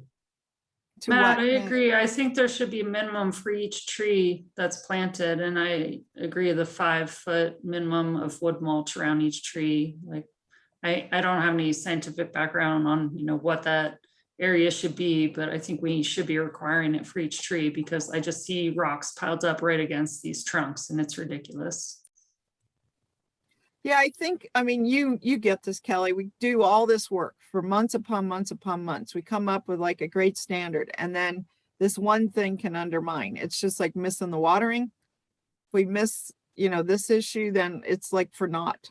And so if we can put that in, you suggested, I think 4-24, or is that a page number? Or is that a section, Matt? That is, so 4-24 is the number of the page. It's the organization of this makes it difficult to kind of say exactly where it is. It's under,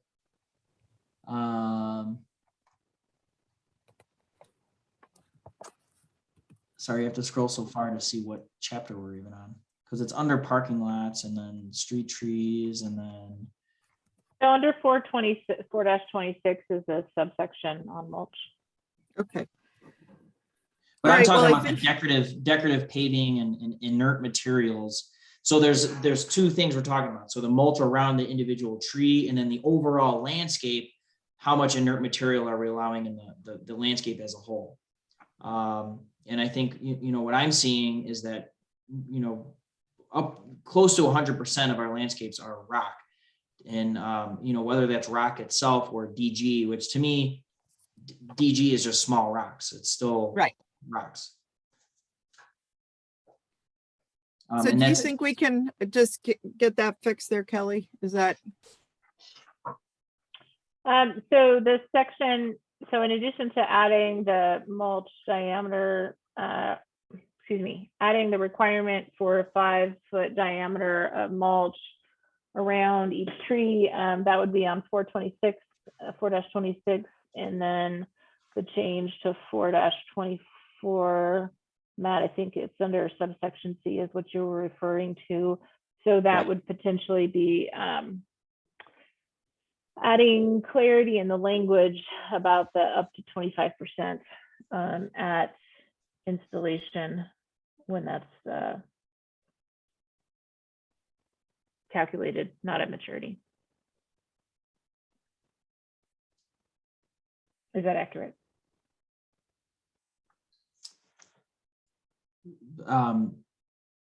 can you repeat that, Kelly? So adding clarity to that section, and it's subsection C on page 4-24, where it says up to 25% of the required landscape area. And essentially you're saying to add a phrase to that sentence, that 25% at installation versus at maturity, correct? That's correct. I mean, do we also, I understand that significant need for mulch around trees at a certain diameter, but the same is true for all of the required shrubs that they plant. They have rocks right up, to the Right. stem. But So I think Uh-huh. Anna brought that up too. So is that in a different section, Kelly? I am reading through. We've got the subsection in 4-26 about mulch, and it currently requires under all trees and shrubs and anywhere in a required landscaped area not planted with live material or otherwise covered, mulch shall be provided. And where mulches are used, they shall be a minimum of 4 inches in depth to decrease water evaporation. And that's where I suggested that we do a minimum of 2 times the drip line of the tree, or a minimum of 5-foot diameter around the tree and 1-foot diameter around plants. I'm sorry. I to think just interrupt, saying we that. lost quorum. Yeah. We don't have quorum anymore. So I noticed that just then myself. Can we, though, we can still take some public comment. I mean, there's still 3 people, I think, on. Don't know. They've sat through this process, and if they have some completing comments, I mean, I still think we can hear them. I don't see the harm in going ahead and seeing if they have public comment and then ending the meeting. Yeah. Oh, and we have quorum Here's again. Trish anyway. Thank you for coming back on, Trish. You're We're welcome. almost I done. could hear you, but I couldn't see you. So Okay. I'm back on, but I heard everything that was going on. Okay. All right. And I just want to ask before we log off too, I am just seeing the chat now. I haven't been able to see it while I was presenting, so I'm just starting to go through some of that now. Jamie or Aaron, is that something, or Karina? Does that get saved where I can reference that later? What's in the chat?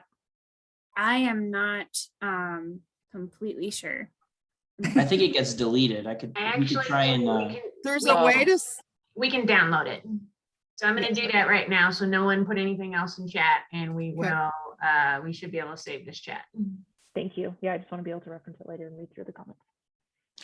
We And if confirm. anyone asks me anything, I'm sorry, but I did not see it until just now. So Okay, I have I've got a file that I will email to this group, so. thank you. Okay, so Mark has said that he is still here, but he does not have any final comments or public comments. I will ask Trey and Leah if they wish to give a public comment before we adjourn. If you do, just hit that raise hand button. All right, then I do believe, Madam Chair, that we do not have any closing public comment. Okay, well, with no closing public comment, I'll take a motion to adjourn. I motion to adjourn. Thank you, Trish. Do I have a second? I second. This is Anna. Thank you, Anna. All those in favor? I Aye. Any opposed? Motion carries. Well, thank you, everybody. before you turn off, I'm just telling you guys, not only did I want to thank Kelly and Jamie and Erin and Matt Basil and Matt Brazina, the whole staff that have been here throughout, but you, and I'm sorry, Karina is our newest member, but you commissioners are amazing. I mean, you have stuck to this process like glue. And you have showed up. I mean, there was this theory that you weren't interested and weren't showing up, but as soon as you understood this was for real and this was the time, everybody showed up and made incredibly good comments. So again, Kelly was our facilitator, but without these, you experts, you subject matter experts, we'd be back on page 1. So I'm just incredibly grateful for the work that you've put in, and I can't wait to see what Kelly comes up with final product and go from there. So I know the meeting's over, but I'm just saying thank you guys. Happy Everyone. Thanksgiving, everyone. Yeah, have a good Thanksgiving, everyone. Yes, enjoy. Indeed. Thank you. All right. Indeed. Bye. Okay. you. Thank you guys. All right. Bye.